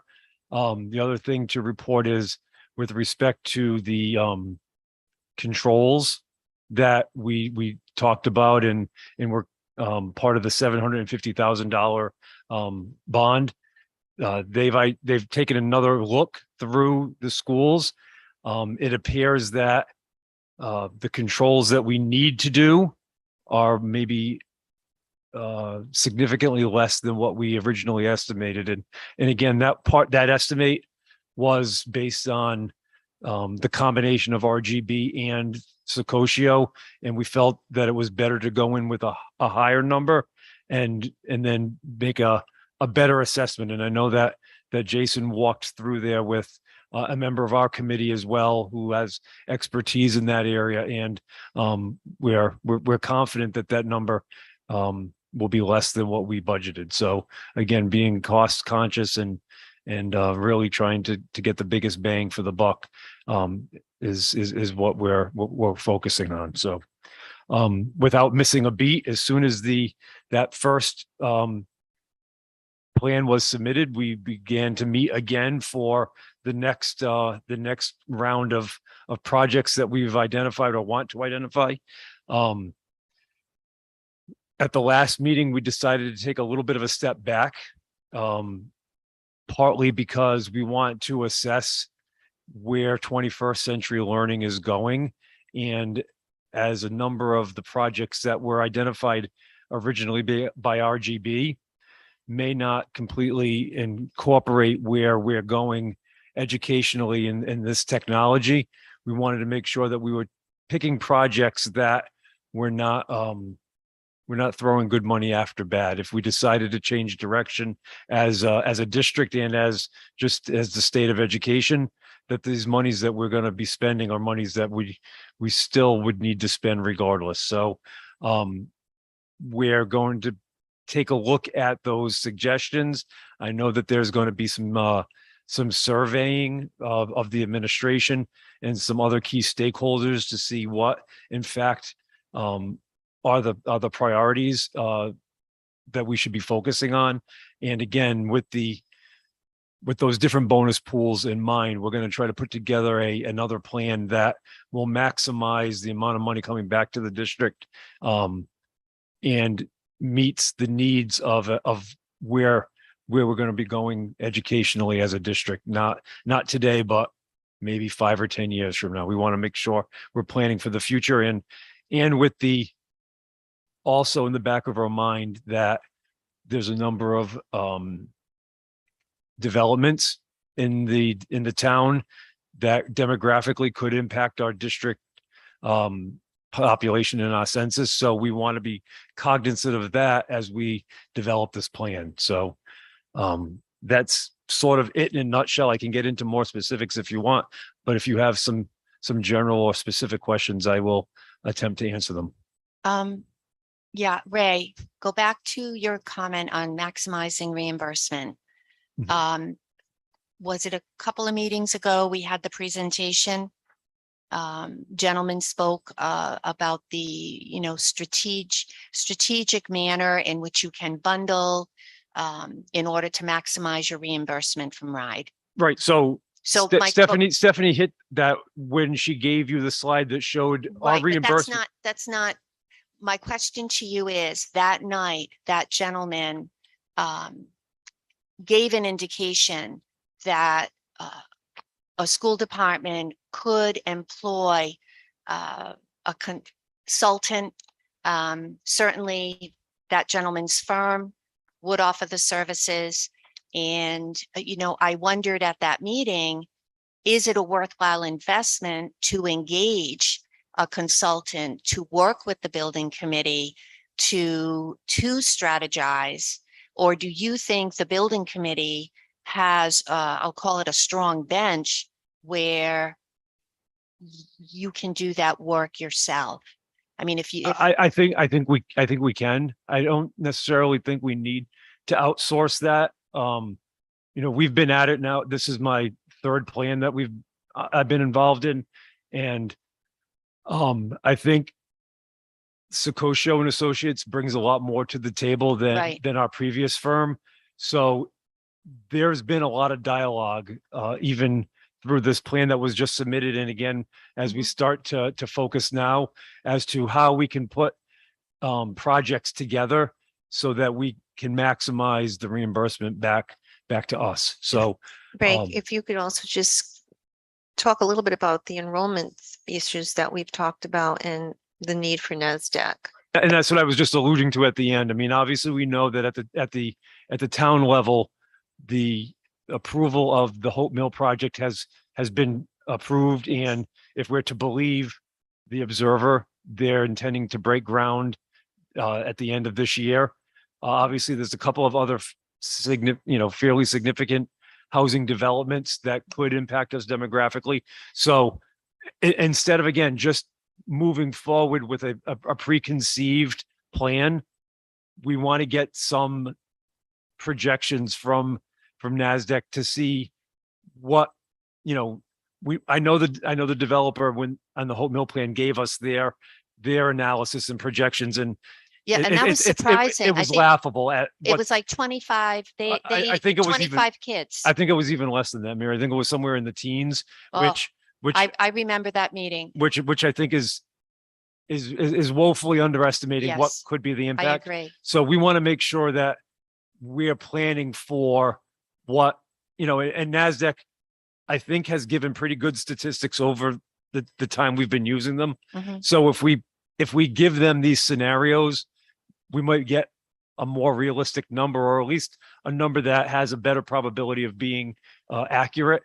And so we're going to use those numbers as part of our plan, which again, I think as I've said all along, and then all these times I've been reporting out, that we want to take a measured and intellectual approach to how we're doing this. And I think it makes sense to take the foot off the gas a little bit so that we have the data to make a plan that makes sense. Ray, I have a question in regards to, you stated earlier that materials could be delayed. Mhm. Would we be locked in prices at the beginning when we first requested it, or we would have to, especially with the way the economy's going, where it could be doubled? Kevin, I can't answer that honestly. I don't know what conversations Jason has had with the suppliers and whether or not they've locked into maximum fixed price contracts. A lot of the things that materials that we're getting, these are not things like wallboard and steel girders. These are controls and other pieces. So I don't know that there are contracts that they could, agree to certain prices. It might just be based on availability. But Jason probably could answer you better. I'm not at that level. I think it'd be a good idea to have Jay come to our next meeting and just report out on the work that he's doing, the summer work that he plans on doing, just the cleaning and stuff of the buildings and things like that, plus any work that he's able to get through because of some of these other challenges. And then we can ask him also about the pricing. I mean, I know he jumped right on it as soon as we've identified the project. So it's not for a lack of initiative. He's just so good. He's such a breath of fresh air. We're so lucky to have him. So, okay, thank Does you. anybody have any other questions? I'm happy to try to answer. Thank you, Raymond. Yep. The next section of the agenda is new business. The first item was discussion action vote for the approval of the Chartwell's contract beginning July 1, 2022 for 1 Be year. okay to, Ms. Donovan, take that out of order so she could go first, so she can go home? Absolutely. I was just going to table that one anyway. Oh, were you? Yeah. The CTE? Yeah, no, the Oh, I'm sorry. So I'm let's sorry, I'm just sorry. finish that one and table it. So my recommendation to the committee is actually to table that agenda item. After further analysis of the language of that contract, we just didn't feel as comfortable, the district, our attorneys, that we were in a position where we felt like we could go forward with that contract. There was a couple of assumptions and language in there that mentioned that, that there was a minimum that's built into all of these contracts across the state. And then there was a language in there saying, if the price of food goes over 3%, then the minimum is off. So we already know that the price of food is at 8%. So we couldn't live with that. We did offer to keep the assumptions in there with the understanding that if they felt as though the minimum needed to be changed, that they could come back to the school committee, but they wanted to have full flexibility to change that number at their will. And so I did not feel comfortable, and I know that there's been other challenges with this company, and so I think we're just going to go out to bid, which will be on the next agenda. I make a motion to table. Do I have a second? All those in favor? Aye. Okay, I would like to have a motion to take the item number 4, discussion of CTE enrollment out of order. Do I have a second? Second. All those in favor? Aye. Hi, how are you? Donovan, did you get nervous when they said table it? Like we were talking about you, like you rushed. We're all the going way? to table CTE. It's-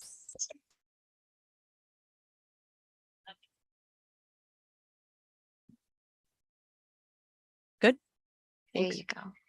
Mike, did you get my sheets? Okay, thank you. Has everyone had a chance to review this document? I have not had a chance. Oh, it wasn't in our packet this morning? So it's pretty quick to go through, and then I'm happy to take questions. This was initially compiled by Joe Crowley and I back in January, and then I updated it with more recent data this week.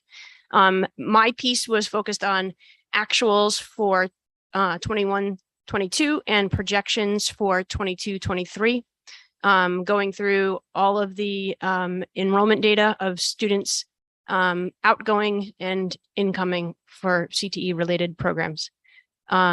So went through the rosters to get the actual numbers outgoing for each district and did the calculations that go along with that for the outgoing funds related to those individuals, and then did the same for the students coming to us, and then did projections based on advancement to the next grade for each of the students from this year, and then added to that the projected incoming students.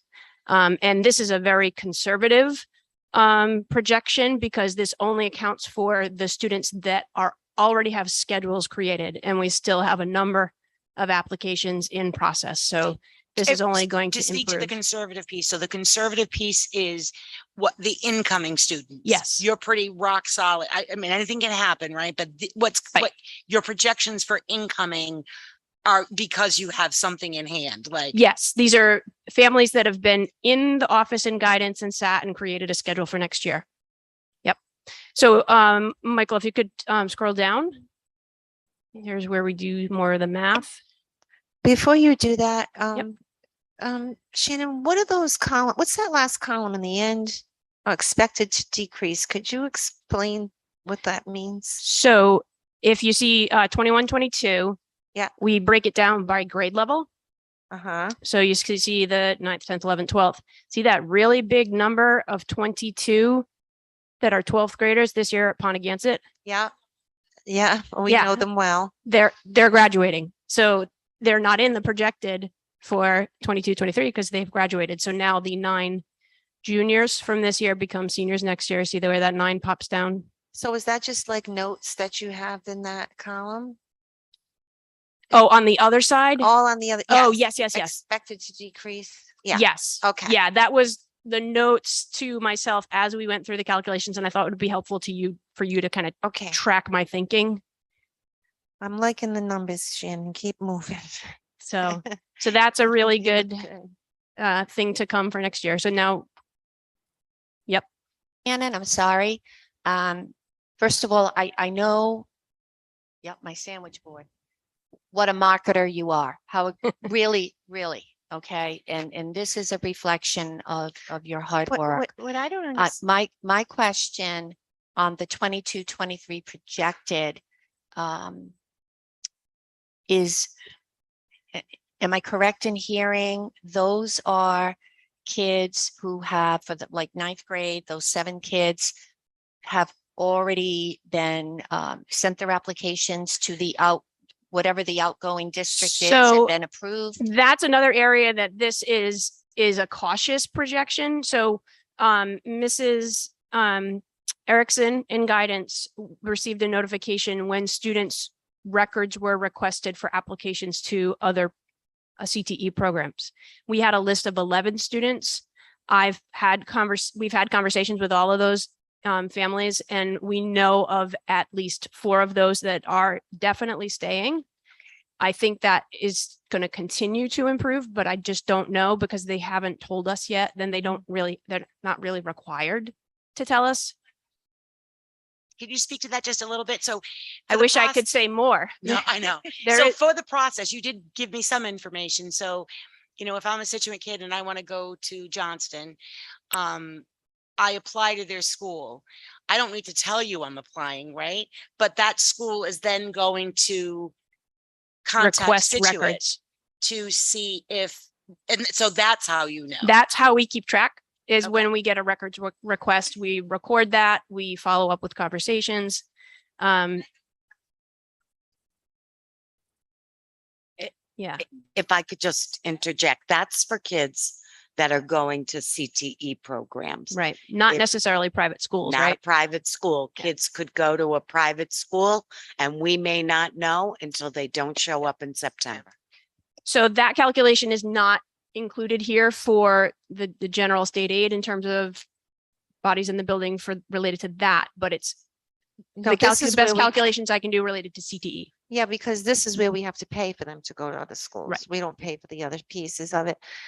I see such a disconnect. I mean, we just heard tonight that there's, all these students and they're not happy and our numbers are going way down. They're staying. I don't understand. So- it. Like, where is that Were coming from? were they telling you where they were going? Are they private school? No, they're folks- supposed to be going to other districts for athletics and for all these other things. And I'm like, where are the, that's why we requested this, because there's everyone's talking about, oh, we're losing all of our students. They're going to play on these fields. These numbers do not reflect it. And I just want to be sure that No, I think I think it's spot on because I'm kind of I'm listening to what's not accounted for in these numbers are the kids, just like you said, oh, we might you not. haven't gotten the, No, it's these kids that, and Ms. Donovan's been around these buildings a lot longer than I have, but every year historically, we always lose students from 8th grade, long before any CTE, anything. Again, you can speak to it with your kids.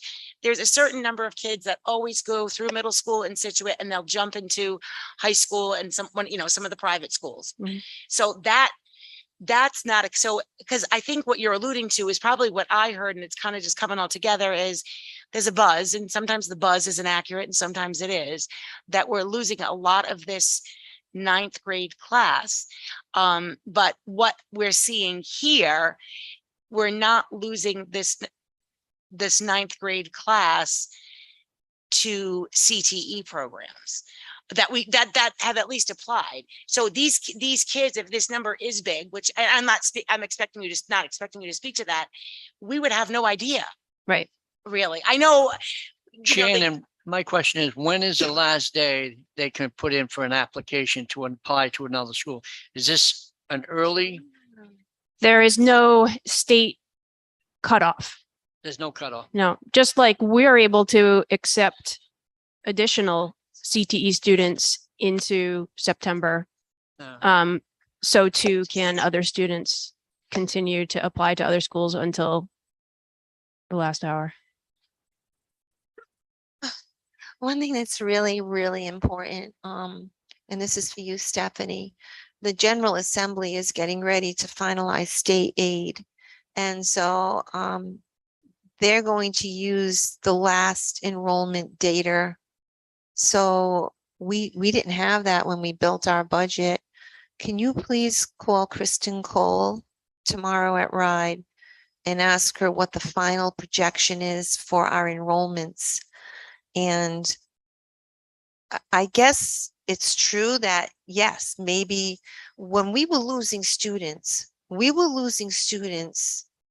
to other communities because parents didn't have to pay for that.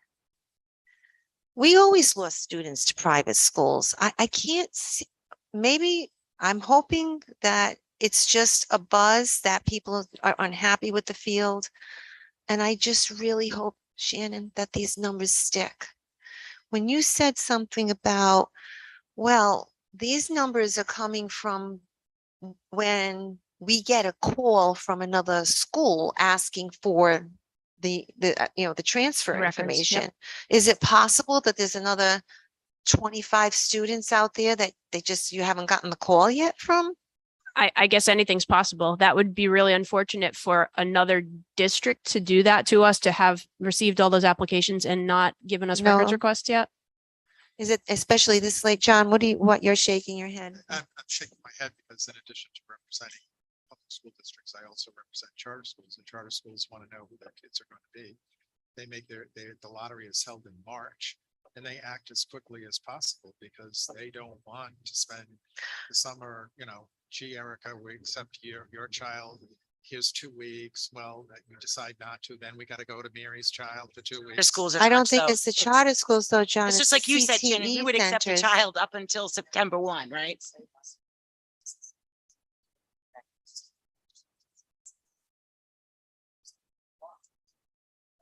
when do we close our CTE? Don't, she said, really. It's rolling, right? Yep. I'm just like, there seems to be like a disconnect. No, so I because- think what these numbers show us, No, come on up, please, please, please. so I think what these numbers show us is that, and we've talked a lot about this field tonight, and this is not, I don't want to come back to that, but we're not, these CTE numbers, hang on a second, Dina. There's a little bit uptick from last year, what we went out from, you know what I mean? But it's, we're not where we were 6-7 years ago when we were losing students because we didn't have programs. I'm not even talking about bringing kids in because that's a whole bonus, right? Like we're thrilled about that. But the true reason we established these programs was to keep our own kids. We're not that, I'm not concerned that our CTE programs aren't doing what we expected them to do. Does that make sense? Do you know what I mean? We have a big elephant in the room out there with that field for a whole bunch of other things.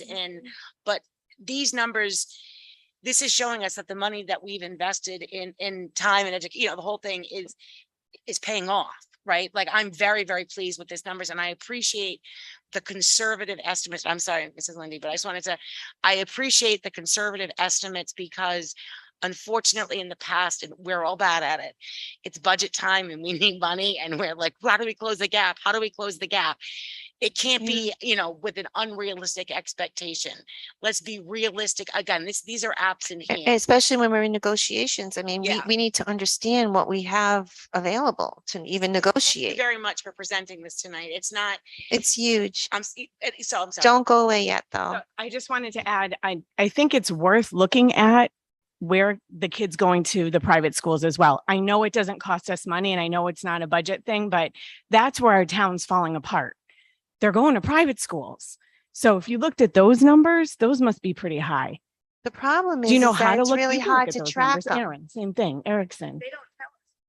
We can't track them.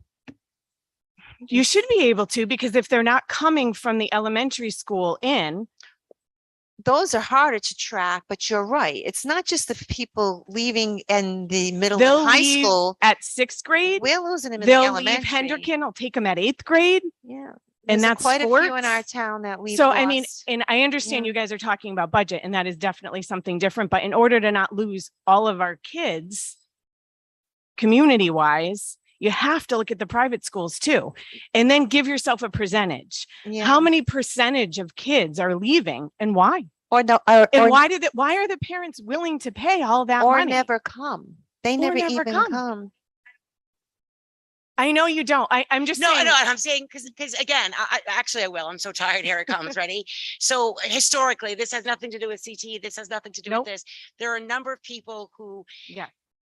feel as though our schools are great. We have great high schools too, but they think, oh, they go to cute little Clayville, no Situate, this and that. We'll go through middle school. Oh, Johnny is going to run deep on the Hendricken football team, or Mary Right. is going to do this at baby. So Yeah, no, and I get and that. that has not changed. That, but again, I think That we can won't track- change, but if that increases, now you're starting to have a problem. Do you One know of what the- I mean? one Like of the if you're things- just looking at it, oh, every year this many kids go to private school and that happens. And of course it does. I see what you're saying, Colleen. But if you don't track that and watch that jump, if it doesn't jump up, maybe you're okay. But if it jumps way up, maybe you're not okay. I It will might be say- worth looking at. Can you That's all. just say your will s- name and address so we can get you in our minutes? Sorry. Dina Lindy, 136 Gentry Way. That's all I want to say. Yeah, I know and not it's funny, you know, and I just want to make this one point because I do want Shannon to come back up. You know, Brian LaPlante mentioned a meeting at the Department of Education, and I happened to be in the room. And, you know, he talked about competition. And that day we left, and it wasn't just about the fields. It was putting curriculum in the schools. It was making us better, because the better we are, then hopefully we can win that confidence of our people back. But, you know, I went door to door in this community, I don't even know how many times now, for the field too. And I can't tell you how many parents I met that had these little kids playing in the yard and go, no, they go to so-and-so, or they go to St. Rocco. I was like, why? We Yeah. have such wonderful elementary schools, you know? But we have to do a better job maybe at marketing what we do here. And, you know, we just have to get better. And the better we get as a district, they'll come. Right. Build it and they'll come, right? They will, but it's also just, I would just caution, watch it. Because if it starts I to really know, go out I the hear door, you. It's a you dilemma. can't just look at CTE. Yeah, we've had the conversation. I hear you. Okay. I will say when I was here working in the school as a SRO, that kind of data was tracked. And it was about 10 to 15 students a year going to a private school. And if it stays at that, then you're ready for that. But if it goes to 20 or it goes to 30, That's the thing. I mean, we don't have that many kids as it is. So that's And our all. numbers have gone down. So back then our classes were much, that's everywhere, right? So our population has, so yes, it's, Right. but again, I'm just gonna say that field is a horrible thing right now for It us. is. And it's Terrible. pulling us down. We have moved mountains, and to get back to CTE, to segue back, right? We have moved mountains, not only with CTE, but with our curriculum that we've implemented Yeah. within the district, what this town, the time that I have been here, I have seen the needle, tonight's such like we're all over the map, huh? But the needle, I don't care what anybody says, this needle has moved. Yeah. And it's other It places has, first. in spite of a It pandemic. has. It And yeah, definitely throw has. COVID in there in the midst of it, but Yeah. I believe this is, there's no, it's that field right now. And think so. obviously you've been here and heard everything. I think tonight. it's the field. I think do, it I is. do. I mean, also there is a little bit of a, maybe it's COVID, I don't know, but a little bit of, you don't feel happy when you walk in, like, you know, and maybe it's the teachers. Maybe now I understand that they were here. I don't know. Yeah. A little bit more of that camaraderie or that community, like that's starting I to think we got to slip. regain what we had before COVID. Yeah, maybe. You know, we really haven't gotten all the way there yet as Yeah. far as the culture. Yeah. And so hopefully we can resolve some of the issues that we heard tonight and we can move on all rowing in the same direction Right. for the kids. Yeah. And because Because it's a great place. it is, Yeah. and everybody's working hard. We're all trying to do what's best, you know, and it's just sometimes we get stuck in our own I know. lane, you know, Yeah. but it's good to hear some other perspectives of what's happening around here. That's all. Okay. Thank you. Mr. Hassel does have his hand up in the Zoom call. Would you like me to unmute Is Mr. that Hassel? Mr. Hassel? Yeah. Yes. Yes, please.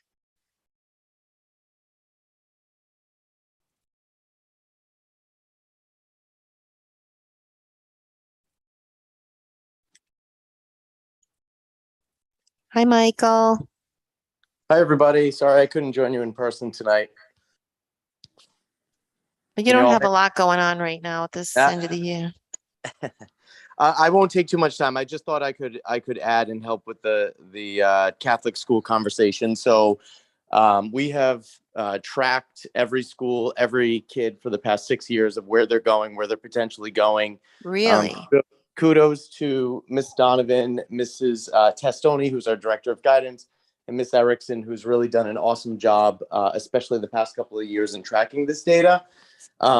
There's certainly a buzz, and it seems to, I keep hearing the 7th grade. So that's certainly a focus I think we're going to start looking at in the next couple of weeks. And then the start of next year as they enter 8th grade. We are seeing a little bit of a spike in the known applications to Catholic schools. A ballpark for next year, we're looking at of the 8th grade going into 9th grade, 1 Hendricken, 4 LaSalle, 1 Mount St. Charles, and a couple St. Ray's. Unfortunately, I know that we have some current CTE students from out of district that have applied to Catholic schools, and it is around athletics. It's not athletics, it's the field. So, you know, it's impacting us. It's impacting us. And I will say, you know, we kind of saw this with as we head into graduation on Friday, we had that bubble go to Pontiac. And, you know, I think that continuing conversations together, having community members meet with me, meet with Miss Donovan and, you know, talk things out is a good thing, because there certainly is an aspect of everybody's leaving. And I don't think that helps. I don't think that helps because, you know, marketing 101, when you hear everybody's leaving, then, you know, you think, well, I need to go too. So it seems like a really, really awesome 8th grade class. I've gotten to know them. I've been in their core classes at least once, you know, every 2 weeks. We hired a new football coach. We did a meet and greet with the football coach. I was in there with Mr. Soprano in every 8th grade class, inviting them to that meet and greet. So we're really excited to welcome the freshmen next year.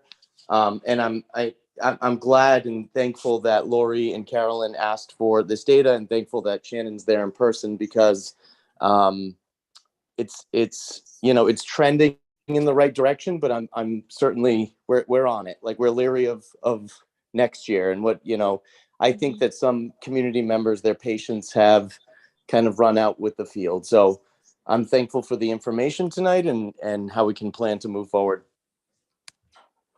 Michael, so let me just get a couple of clarifications. Clearly, the CTE data that I'm seeing, and correct me if I'm wrong, Shannon, it really hasn't changed much since when we put the FY23 budget together. Is that your understanding? So It's at still- that point in time, I was less conservative with the projections because we had a ton of applications. And so I had no measure at that stage to know how serious one application was from the other, or how far they were going to progress. A lot of those families were waiting for that charter school lottery. And so that's when we got more clarification from a lot of families, was right after the lottery. And that's when. So did you see an increase in the charter school after the lottery in March? We were their backup if they didn't get chosen for a lottery at certain charter schools. Okay. So at that point, we got clarification from a lot of families. Okay. Some came in and did the enrollment But I paperwork. don't see a major spike going up, of us losing these kids. No, because they've continued to come in. We've had over 40 applications for the year. It's just the percentage that reach the finish line because of all the other options that families have is small. Okay. So. And Michael, the last question I have for you is, are you saying that this year, unlike other years, as we heard from Dina, that more students are actually opting for private schools? There's a blip in the increase on that? We're hearing, yeah, so the data doesn't really show that, but as we discussed, with the private schools are tricky because, we really don't know a lot of them until they don't walk through the door in September. But, with the ear to the ground and talking to 8th graders, there is a little bit of a blip, for sure. And especially, like I said, that we do have a couple of CTE kids who are joining us from other towns that I know have applied for private schools specifically for athletics.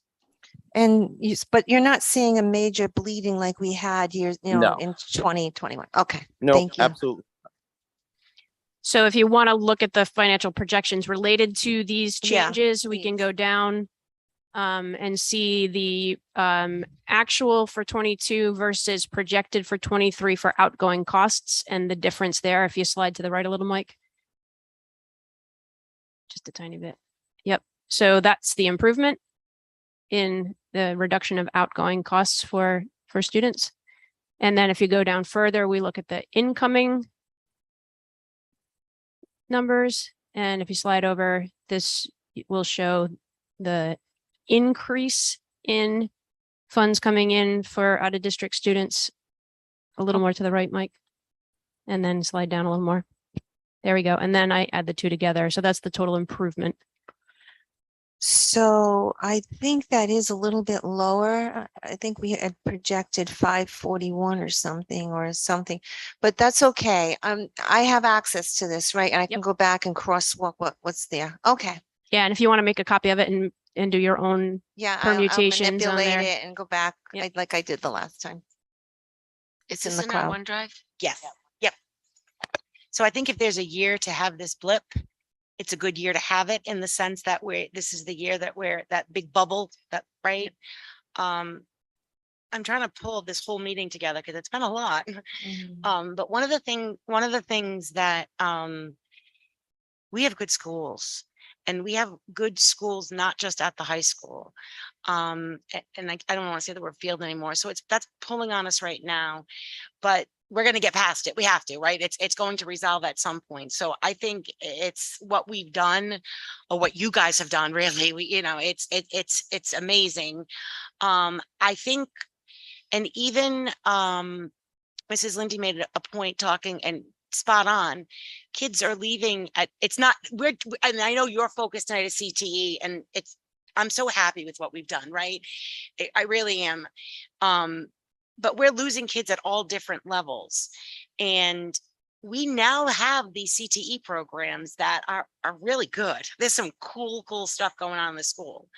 And we have some great elementary schools and some great things happening in our middle schools, our middle school, our PR. We need PR. We need PR in this district. We need it now more than ever. And it's more, and I know we've talked about this in budgets. I know we've talked, and not just specific to our CTE. I support that. Again, return on investment, right? Like I can't, you couldn't even argue on that. You who never wants to spend money couldn't even argue on that, but It up by another 10,000, and it was the best 10,000 I think we ever appropriated so for the return. I think, a future meeting to kind of tie it all together. I think maybe we should have our PR company here with us to talk about highlighting what we're doing in the district. And it's not just specific to the high school, but we need these kids to stay here in order to enroll in our tremendous CTE programs, Yeah, right? I'd love to come back and give a presentation on the K-12 approach of what we've been doing in STEAM to try to have that vertical alignment, to try to feed into programs. And the other thing that I'll add to that is that we've got 2 additional programs in development. We realized a couple of years ago when we did our comprehensive local needs assessment that we weren't addressing the needs of all students, specifically those who want to go right to work and have a great career. And so we've been working on developing a advanced manufacturing program and an education program related to what you were talking about with the building committee earlier. One of those bonus categories includes preschool seats, and having space up here where we could work with some preschoolers is what we need in order to bring that education program to completion. So I'd love to figure out how to do that. A paraprofessional certificate Yes. upon completion. Yes. Oh, it's a feeder program for us too. Yes, absolutely. And it's not enough conversation about Project Lead the Way. So, yeah, I mean, I could talk for hours about Project Lead the Way. So when we first created the CTE programs, our avenue to doing it to get in the game as quickly as possible with the teachers that we had available and the resources we had was to go through Project Lead the Way for the biomedical program, part of the computer science program, and the engineering program. And we learned very quickly once we started getting involved with Project Lead the Way that they offered so much more than just these things at the high school. So now we have a 3-course sequence and 2 programs at the middle school. And now we've started doing the launch program in the elementary schools. And since we began down that road, they've expanded what they offer through Project Lead the Way at the elementary level. So excited to come back another night and get into that with you. Any other I questions would for love me? that. Carolyn, do you think we could have that on a future, Mhm. maybe in September when, as opposed to during the summer? We wouldn't get as much. Whenever you like. So, and just to kind of maybe just to get people to see what it is, as opposed to doing it in the summer when people are on vacation. Yeah, but again, I want to do something sooner rather than later too, collaboratively, because when I talk about this PR throughout our district, STEAM is rooted from, but what we need, we need to, I want to know what, it's on our website, but who visits our website? Who does this? We need to get, here's the other piece too that I promise I'm going to stop talking after this. I'm just overtired now, so it's going. I've said this to you, I've said this to Mr. Hassel and some of the other teachers. When you went to school to be a teacher or to be an administrator, they didn't teach you marketing classes. It wasn't your job to learn how, and I truly mean that from the bottom, you guys do such a amazing job, but there's so many other responsibilities that are out there. That's why when we have, and again, my fiscally sound friend here, wanting to spend those PR dollars, because if people don't know what we're doing, I mean, it's wonderful we're doing it, but we need to also celebrate our successes. I So know we're think they having a kinda tie showcase together. at Clayville a week from today to show off their integrated STEAM projects. So come check it out. Shannon, one more question. Can you go down on the on the slide. You see where it says 548 on that slide? Michael, yeah. Up.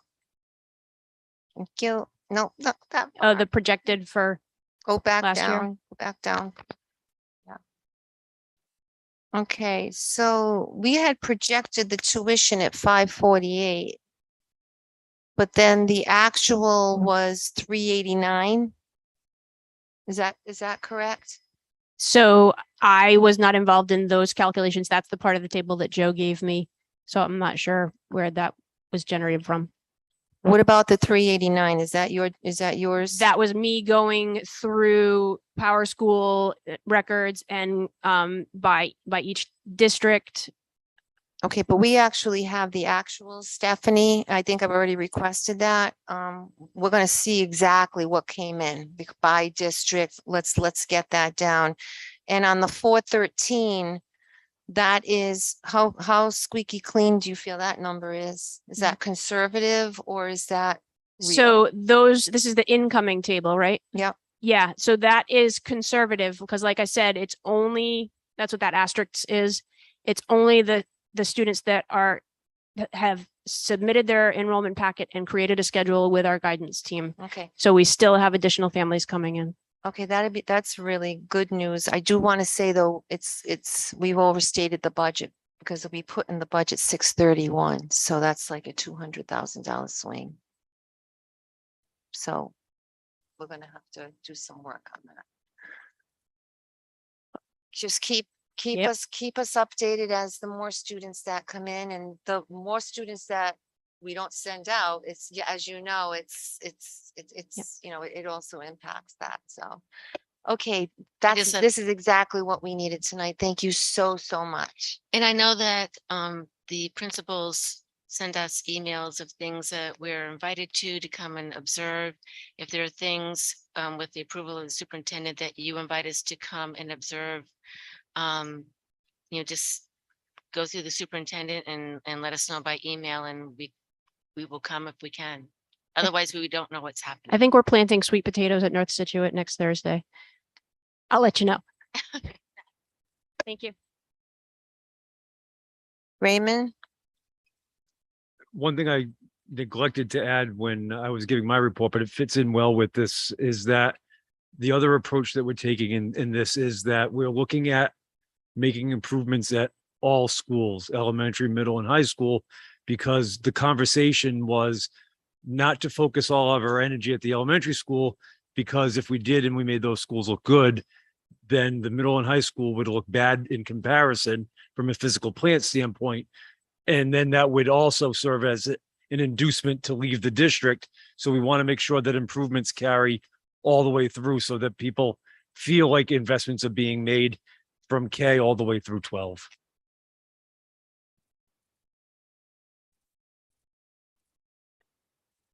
Okay, thank you, everyone. Okay, so, next on our agenda.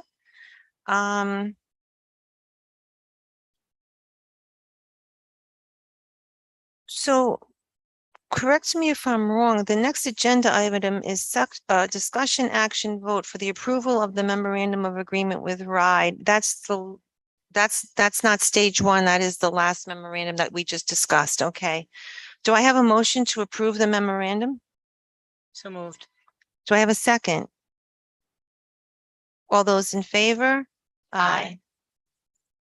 The next item is discussion action vote on the approval of the memorandum of agreement with RIDE statewide bond pay as you go. Do I have a motion to approve? So moved. Do I have a second? Second. All those in favor? Aye. Okay. Do we have any announcements tonight? Comments / announcements? Yeah. Okay. Just, actually, they tie in. We've been invited to a number of events and I've tried to take advantage of that. It helps me to see, really, you know, what's happening at the school level. And I have shout outs all over the place. Hope Elementary today, invited to be a reader. I saw the phenomenal campground room, collaboration between parents and teachers to provide this classroom that has morphed into what feels like a camp out. Just great work, stuff that needs to get out there. PR, what we're doing, what teachers and parents working together are accomplishing.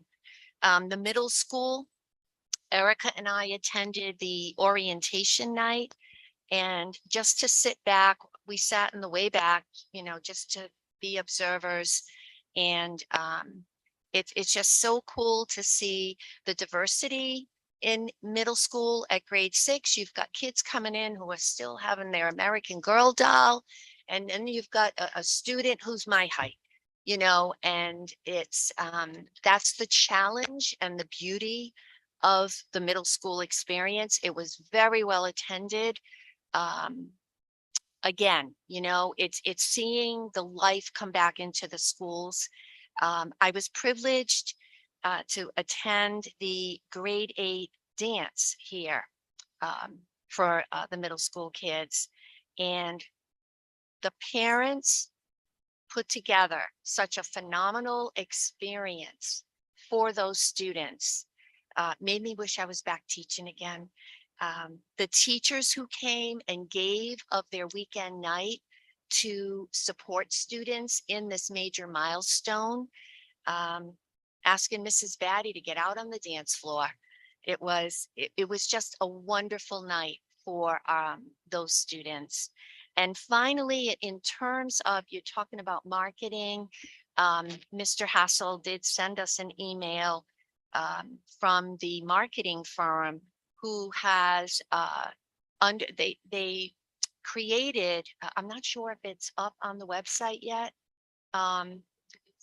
in the newsletter. Okay, so it is, they've just put together a wonderful PR item for students of all abilities, interest, but in particular, I want to take note because they finally did it.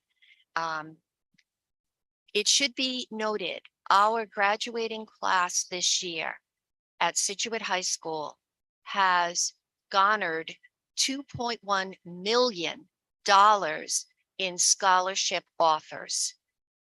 That speaks to the type of student that is coming out of Situate High School. Obviously, colleges are very interested in Situate kids.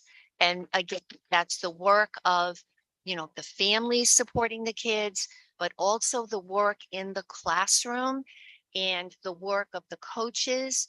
But I want to say that number again, $2.1 million offered to how many kids? 80 some odd kids. Sorry, I don't have the exact number. That's it. The 2.1 million, I fell off the chair. So yeah. Thank you, Mary. Does anybody else have any announcements tonight?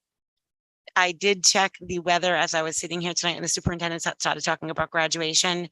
I did not see any blips of rain on my forecast on my phone as of whenever. It looked like clear skies all day long. So, maybe I'm wrong. So I look forward to seeing everybody at graduation and celebrating our seniors and all the successes that we've had. It's been a meeting, huh? Yeah.